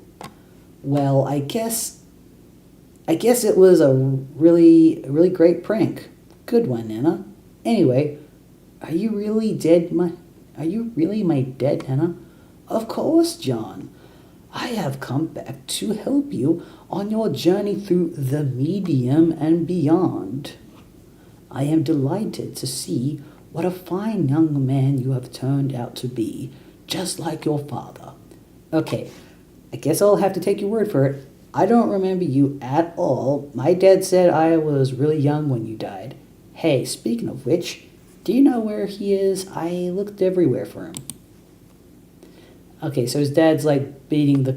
Okay, so this is probably in the past when he beat the crap, where he killed all the monsters, and all the monsters were all the clowns that he used to have, or something. Your father was kidnapped. Oh, they kidnapped him after he beat them to death. Okay. Oh no. When you crossed over to the medium, he was apprehended by the very forces of darkness which your presence here has awakened. What? Okay, so what is the medium you are talking about? It is where we are now, a realm that is a ring of pure void, dividing light and darkness. It turns in the thick of the words I can't pronounce. Inciposphere. A place untouched by the flow of time in your universe. You mean because we are inside a computer or in the game software or something? Okay, so he is literally in the game. But when did that happen? Did it happen when he put the game in? Because it feels like his whole thing got put in the game somehow. Anyways, let's continue. I'm sure eventually this will all make sense to me. Eventually. Okay. This is also why I'm curious to see how the pilot will adapt things. Like maybe, because I've said that reading the comic has given me more clarity about what was happening in the pilot, but I also think the pilot could also, now that I'm very much past the point where the pilot adapted the stuff, I do think it is possible that things that I'm not getting clarity from the book, the comic, the webcomic, the thing, the rest of the Homestuck adaptation could also give me more clarity on stuff like this in the future in terms of how they present everything. Anyways, where was I? A computer? Why, what is that, dear? Some newfangled contraption like the horseless auto boxcar? Well, it's like this machine that, Of course I know what a computer is, John. Oh my god, she's a troll. I was just pulling your leg. Oh, okay. No, John, you are... Sorry, let me put the grandma voice back on. No, John, you are not inside a computer or software or anything like that. Try not to be so linear, dear. The software that brought you here was merely a mechanism that served as a gateway. Its routines, in a way, serve to invoke this realm's instance. Yet it stands independently of any physical machine, and somewhat paradoxically always has. Okay, so I think... So my interpretation is that the game that John played, but I think the comet also is what isekai'd John. So he's not in the game, he's in some sort of dimension that can be seen on the computer, because we can see it on Rose's computer. And, I'm trying to think. But his computer or his game software somehow was the portal to... That served as the portal to create this somehow. Okay, whatever. But he's not actually in the game. This is not Log Horizon. This is not Sword Art Online. Okay. Let's see. Where I'm not sure I get it, but all right. So what do I actually need to be doing? So what do I actually need to be be doing here? Okay, so sorry, I keep reading that wrong. So what do I actually need to be doing here? I think it would be best if we started with the big picture. Go on in. This is purple. Why is this purple? If it's purple, that means I've been here before. What the heck is going to happen? Oh, is this the end of Act 2? Oh yes, it's one of these awesome cutscenes that I like. We're going through the weave.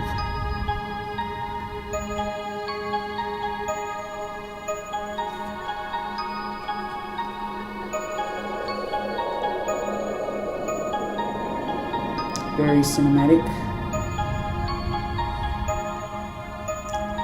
Very zen.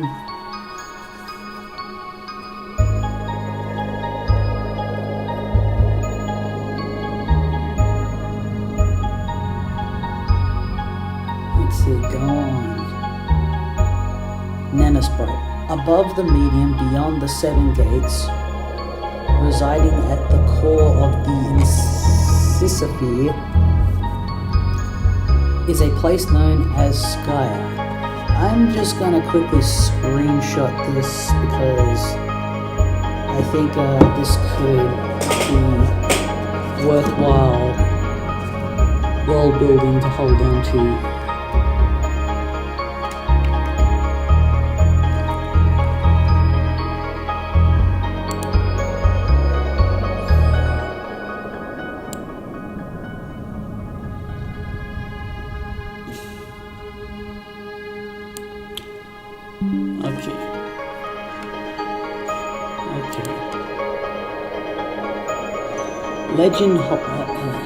Legend holds that Skya exists as a dormant crucible of unlimited creative potential. What does this mean, you ask? I'm afraid my lips are sealed about that, dear. No. But needless to say, where a realm of such profound importance is concerned, forces of light will forever be charged with its defense, while forces of darkness will just as persistently covet its destruction. Well, I don't know why the go-on hyperlink was purple, but I've never read this, and I've never seen this, so I don't know what that was all about. Maybe I'm colorblind, who knows. Oh, cutscene. A chess game? King versus king?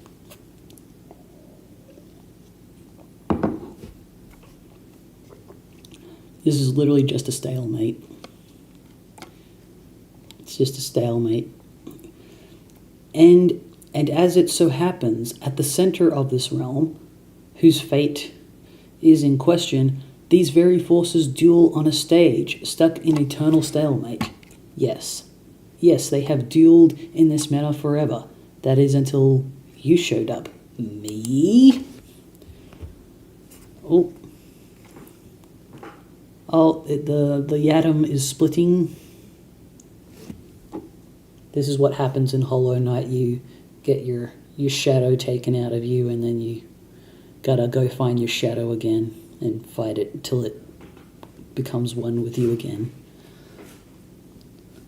Okay, what's happening here? Everything's becoming a clown show.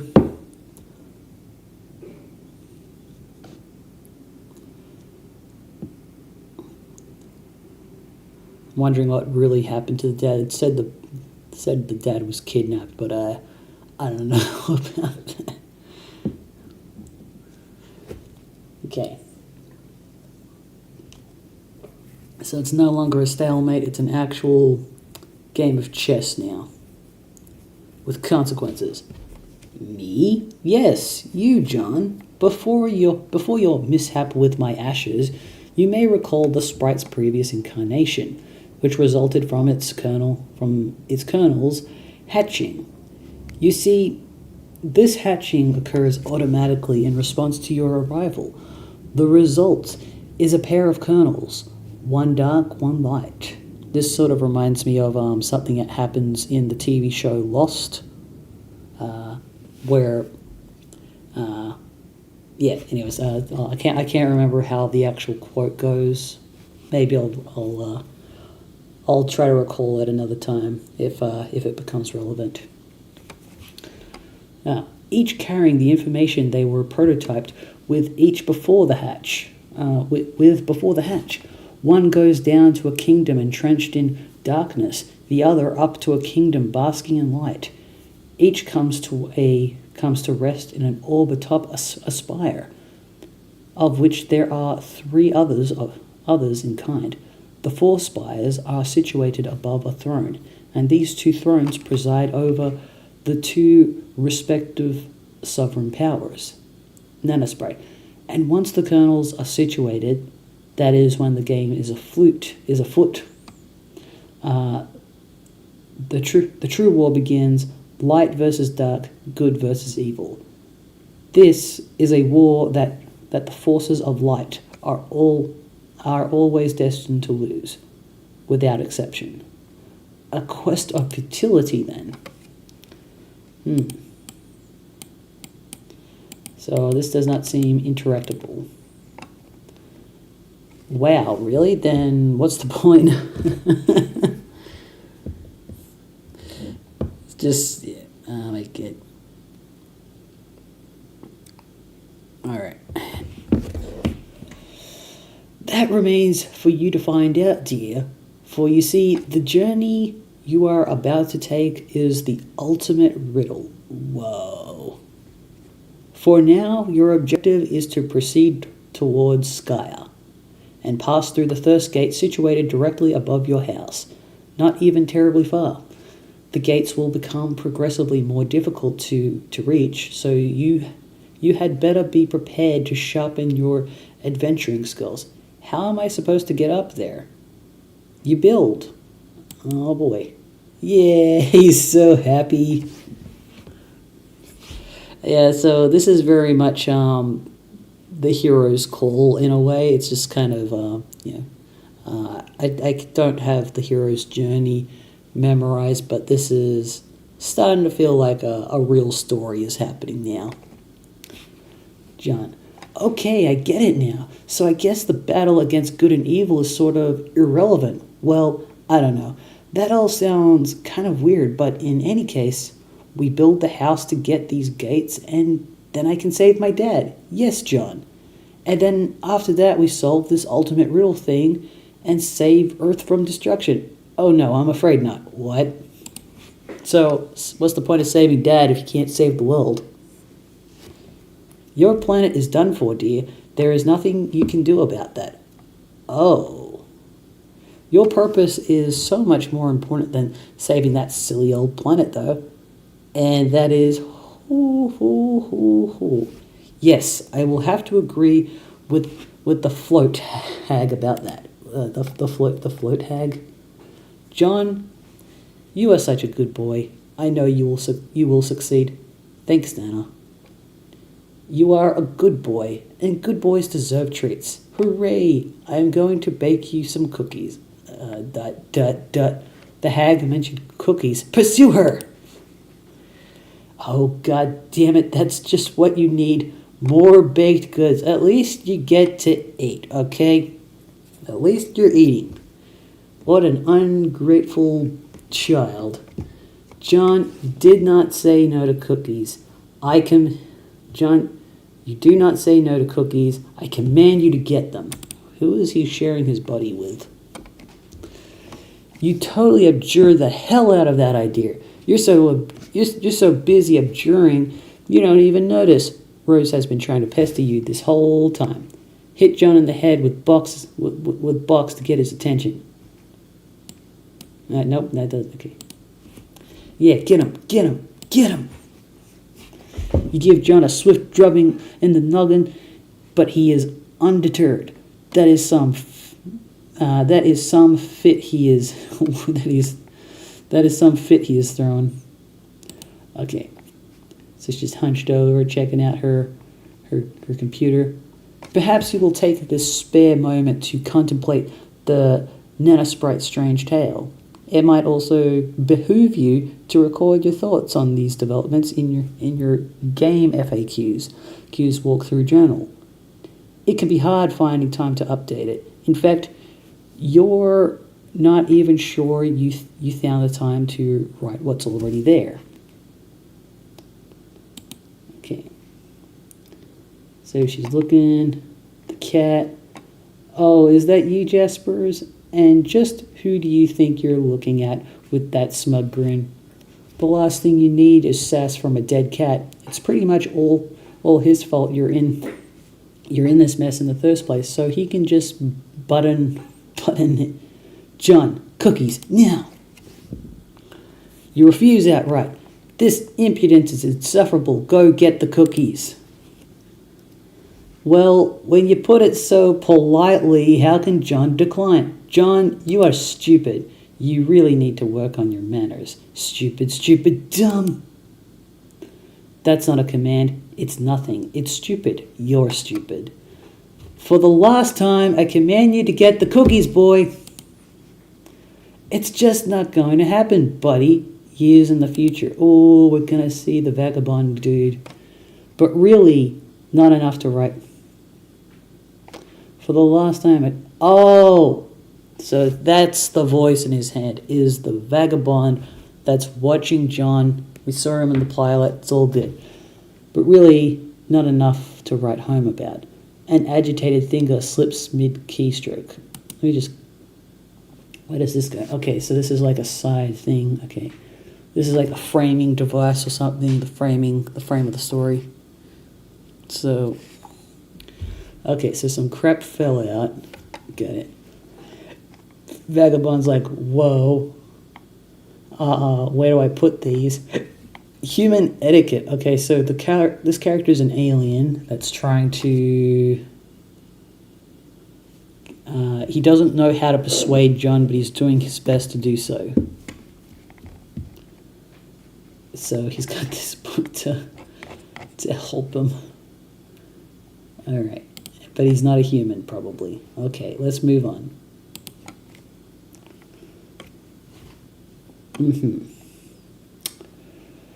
Sanctuary Remix, Winnie the Poop, Chaos Demon.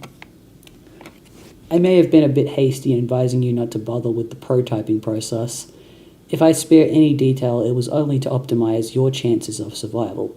And if you find yourself begrudging the absence of certain instructions, which, if you followed, would have resulted in your demise, then I guess that makes two of us. Otherwise, you're welcome. But the fact appears to be that prototyping the kernel sprite before making your getaway may offer you the only opportunity to exercise control over your new environment, a place known as the medium. Also, if prototyped with one or two sufficiently, albeit loosely humanoid and or sentient elements, living or otherwise, it offers the chance to have all this explained to you by an apparitional guide through whatever sort of cryptic, sketchy doublespeak your choice of prototyping element engenders. In lieu of this, you may be forced to settle for my clear, thorough explanations and assiduous dissections of raw data. And again, don't mention it. If you have made it to the medium with an unmolested vanilla sprite, what the fuck? Well, I've already covered the bad news about this missed opportunity, and I will go into this further soon. Though to what extent this actually is bad news, I'm not sure. I know only the result of my co-player's current configuration, wherein the sprite was prototyped once before the departure and once after. Which brings us to the good news, which is that you can still prototype after your departure and salvage the massively rewarding experience of haggling with an exposition-slinging phantom guide, so long as you avoid prototyping with the terribly inert items such as a brass door knocker and your father's pornography collection. Actually, that might be interesting. If you are struck by the spirit of such experimentation, please don't hesitate don't hesitate to contact me about it. This is dangerous. So yes, you can enhance your sprite in this way, but doing so after your departure will no longer induce this effect on the medium I alluded to. That can only be accomplished with one or more pre-departure prototypings. In fact, we can extrapolate there are only so many ways to prototype a sprite. Tiers of prototyping in relation to departure. Both before, one after, both after, only one, either before or after, none. Those occurring before will affect the medium through the kernel's hatching process and your guide, i.e. the sprite. Those occurring after will only affect the sprite. The effects this process has on the medium, or more globally, the inciposphere, are still vague to me. They have to do with flavoring the forces you will struggle against, and generally all forces at odds with each other in this realm.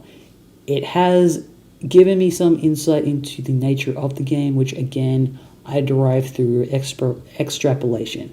We appear to be engaging an instance of a dimension with a highly flexible set parameters and a series of objectives surrounding an equally flexible mythological framework. This framework seems to begin as a sort of blank template and evolves with the player's actions, and likely further evolves with the addition of more host-client connections and thus more prototyped kernels. I regret to say I can't be much more specific than that without loosely extrapolating further.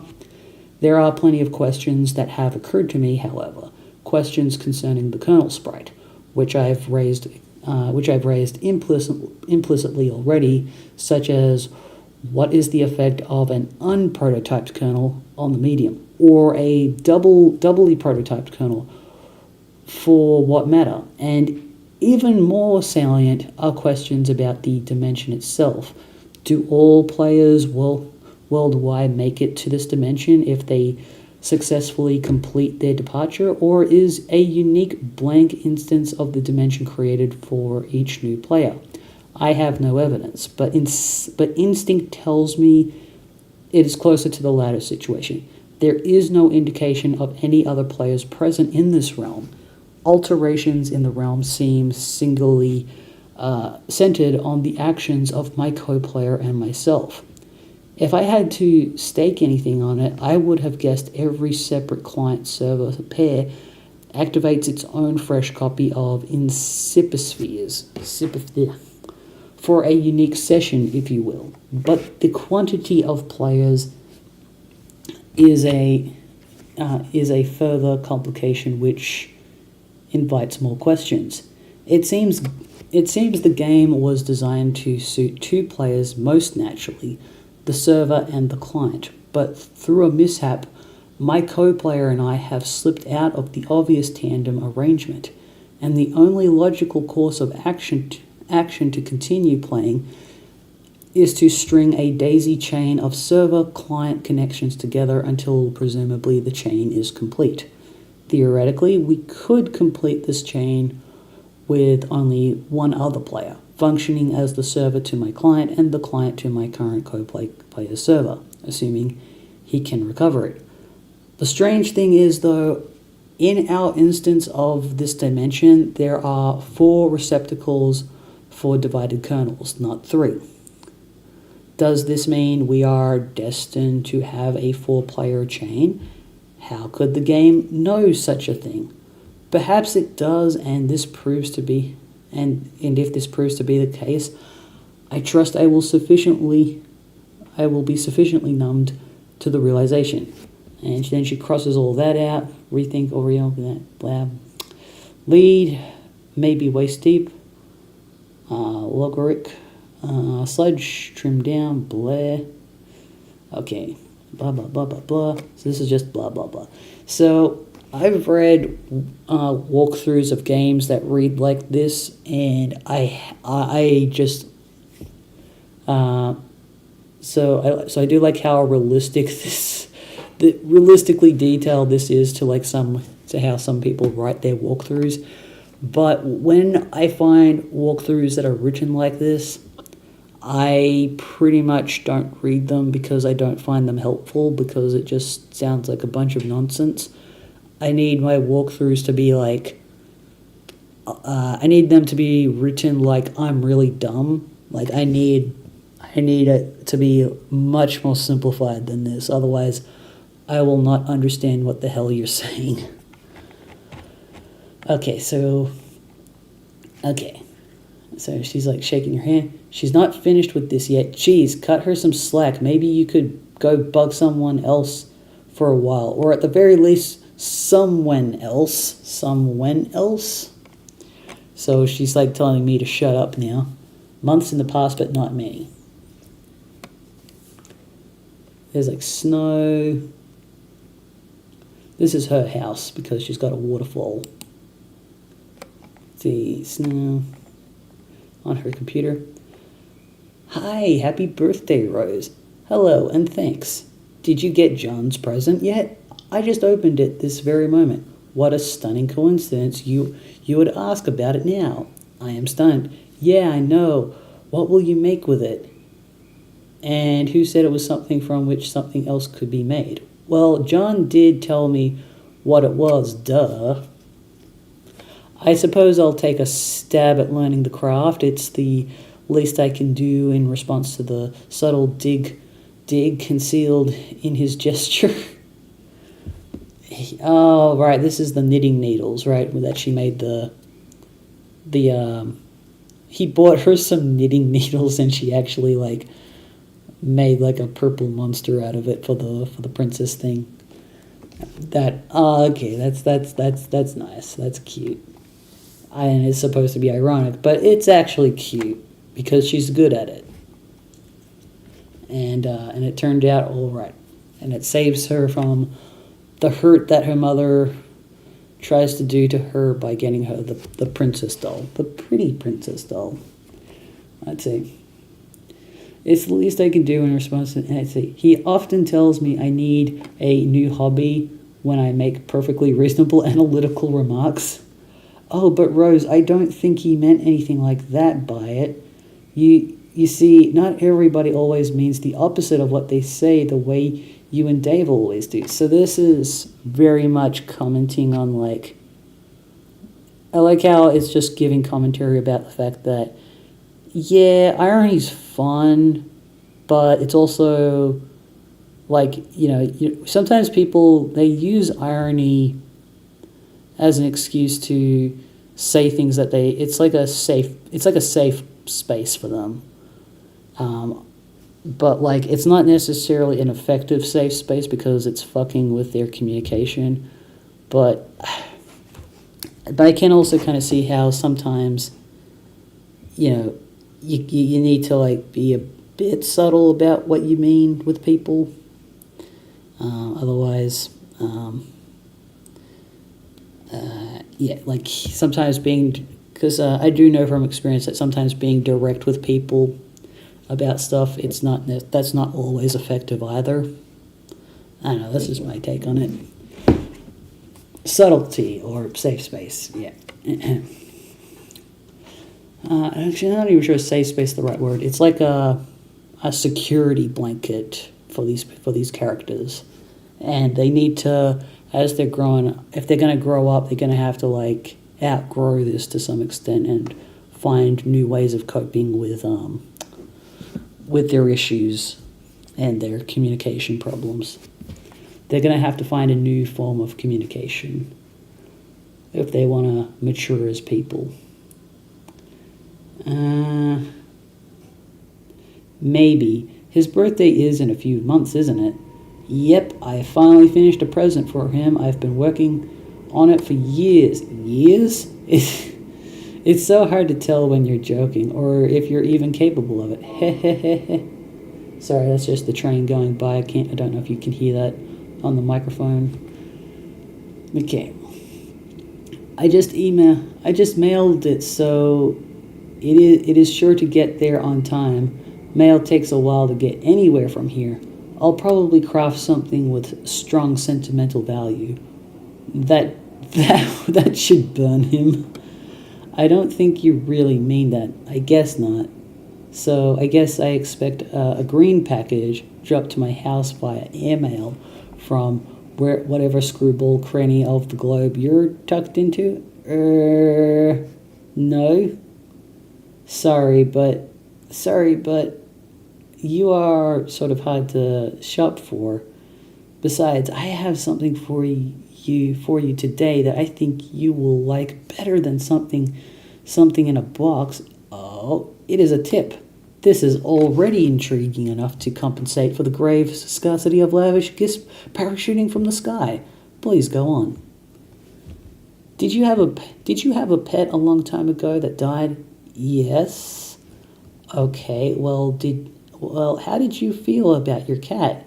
Did you love him a lot? Okay. Well. Quotations. Quote. Okay. Well. Unquote. I didn't mention it was a cat or that it was a male. Let's pretend I'm surprised and you're embarrassed and move on. To answer your question, I would describe my feelings toward the animal as lukewarm. Okay, that's fine. It doesn't really matter, I think. Just what if someone told you you could play a game that would bring him back to life? Oh. Okay.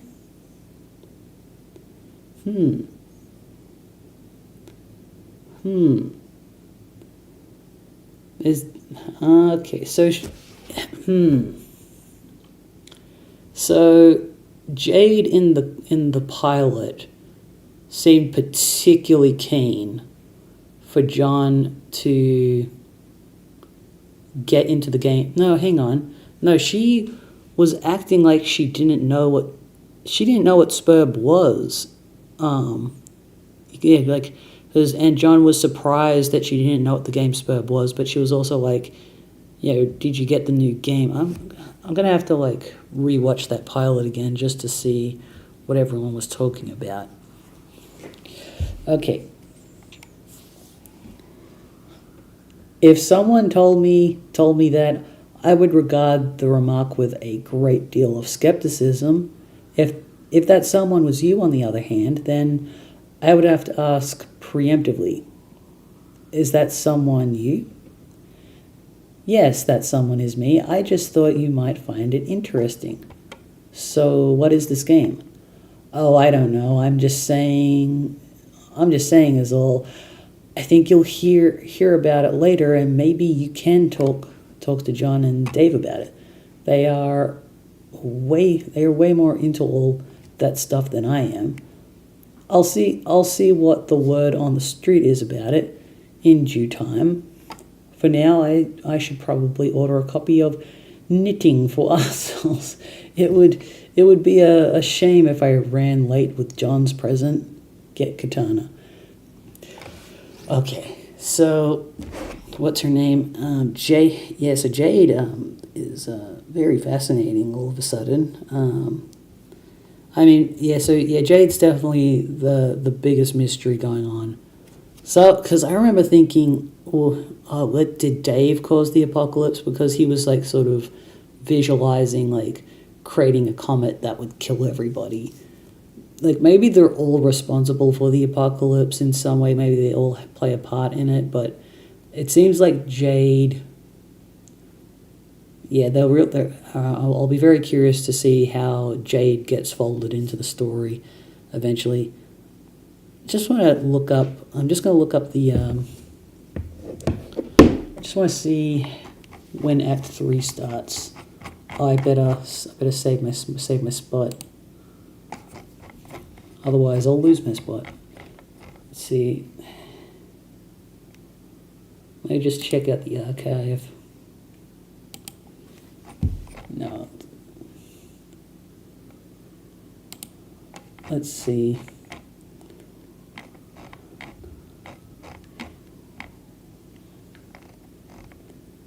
I think I did that. Dave, get katana. Trying to see, where the hell am I in this?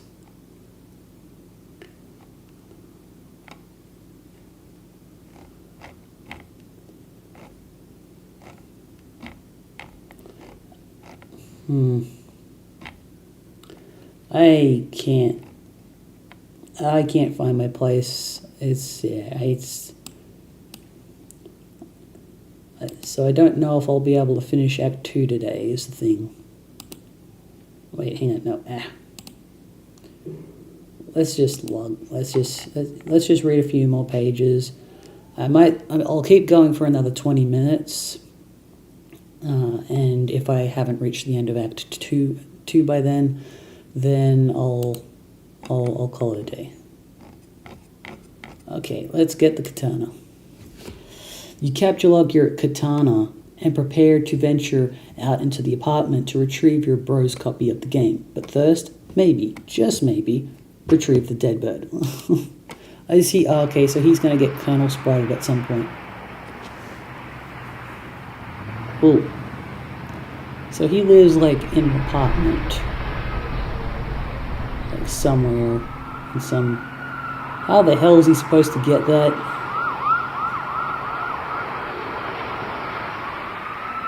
Oh my god. The end times.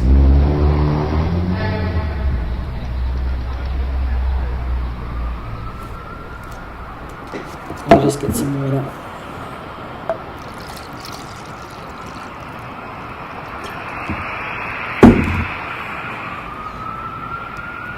Dude, that bird is long gone. It probably won't last long in this heat anyway. You don't even know what's up with this sick heat. The sun threatens to set but won't step off. Okay, so this is just a sunset and it's raining. Probably. No, it doesn't look like it's raining.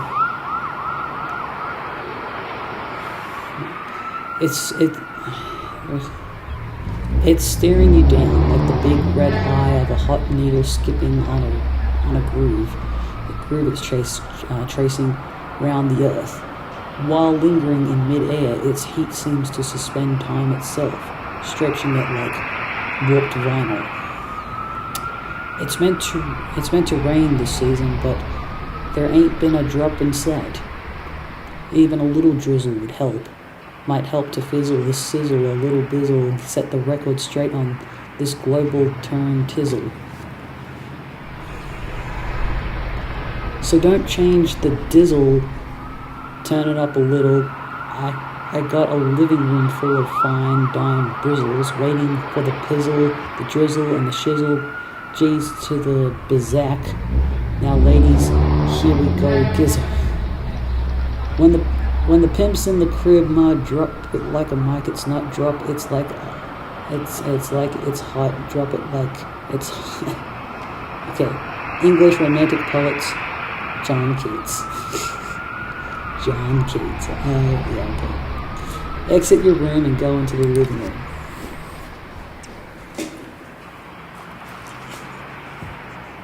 Okay. Ugh. It's that Goosebumps puppet. Exit your room and go into the living room. Okay.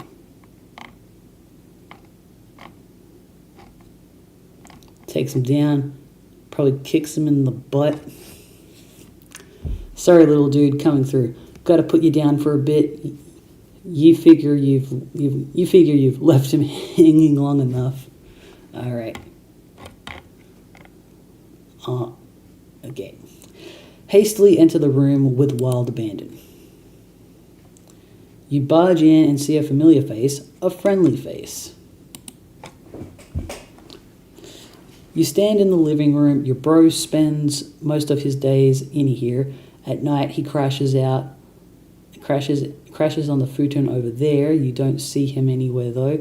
There's the puppet chest. he stores little Cal in, and he takes him out on gigs. When he takes him out on gigs. But when he's home, he usually leaves Cal on display somewhere, and with good reason, because Cal is totally sweet, so sweet, man.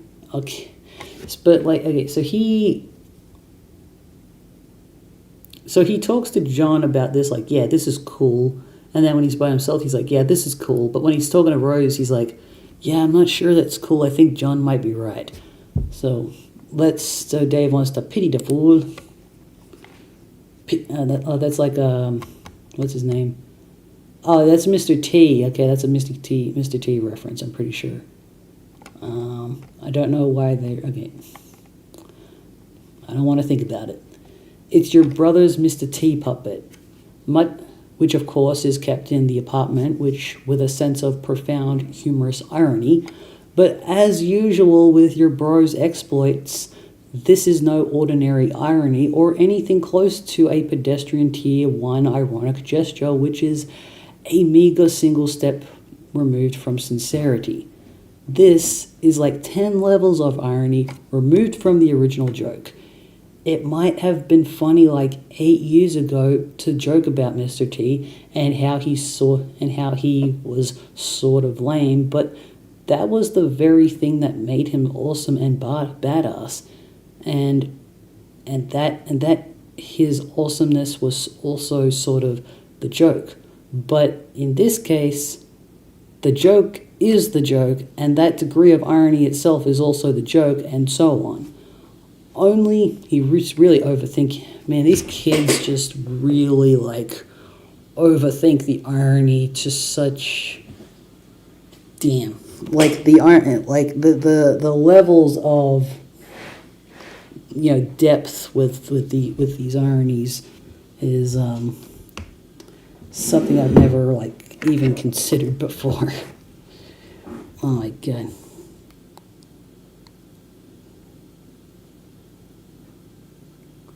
Let's see, hang on. End of Act 2 is 2658. Okay. Hang on. Wait. So let me just see what you were saying.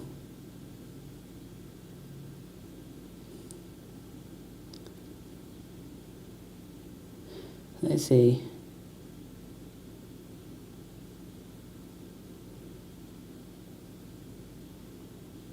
In the pilot, she asked what it was.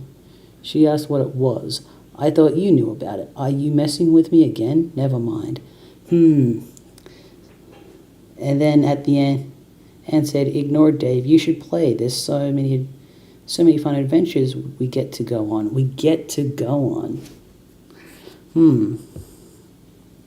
Okay,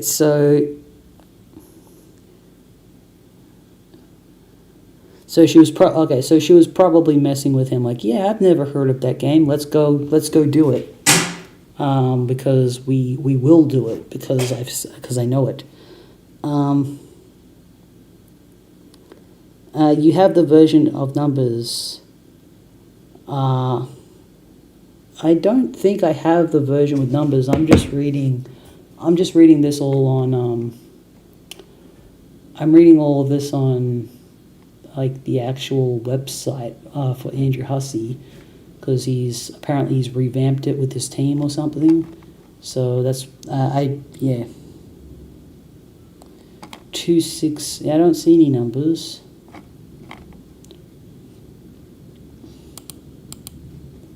Let's see if I can find. So I'd like to.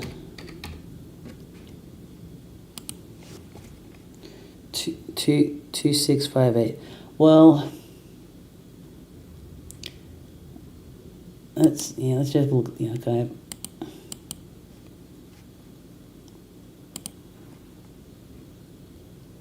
Your URL. Oh, hang on. Let me check. Let's see. 2348. Okay, so I'm nowhere close to the end of Act 2. Okay. So yeah, all right. I think I'll just save. I'll just save it here. Wait, no, I can. No, I can finish this. I can finish this page because I've almost read it. Okay. Only highly adept satirical ninjas like you and your bro can appreciate stuff like this. It's cool taking stuff that other people think is funny, but really isn't, and making it funny again by adding subtle strata of irony, which are utterly undetectable to the untrained eye. Also, for good measure, Mr. T is wearing a leather thong and handcuffed to a pantsless Chuck Norris. Oh, so that's Chuck Norris. I've seen Chuck Norris once. We made eye contact at a con, but I have never seen anything with Chuck Norris in it, so I didn't really care at the time. So, God, you hope you can be as good as your bro at this someday. You'd never tell him that, though. Okay, so let's just finish this particular interaction. Find Will Cowles and give fist bumps. Cal's nowhere in sight. All you see is a bunch of your bro's weird nude puppets strewn around haphazardly. You guess these things are kind of cool, sort of. He's really coping hard. Play a game on the Xbox. Okay, I'm just gonna save it here, and I will pick this up again tomorrow.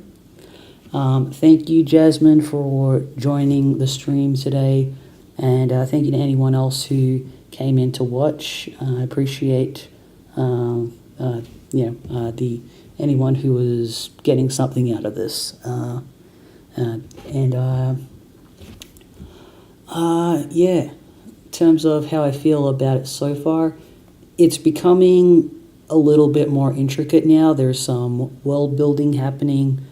There's some other unsettling things happening, and I think like there's a bit more, I guess, like it's still funny, but there's some other mature things coming out, and like these characters do have like issues, like they have legitimate issues that it is taking seriously, but it's just like vague enough. It's kind of almost like abstract rather. So there's like an abstraction to it. You're welcome. Glad I could give you live help feedback, like pronunciation info and stuff. Yes, and I particularly appreciate that I know when Act 2 will end now, which will be, I'll write it down actually. Let me just find a pen. Here it is. Okay. So the end of Act 2 will be 2658. So I think tomorrow what we'll do is, we'll do the live stream tomorrow, same time tomorrow, and we'll try to finish Act 2 tomorrow. That will be the goal for tomorrow. So you'll have a good night.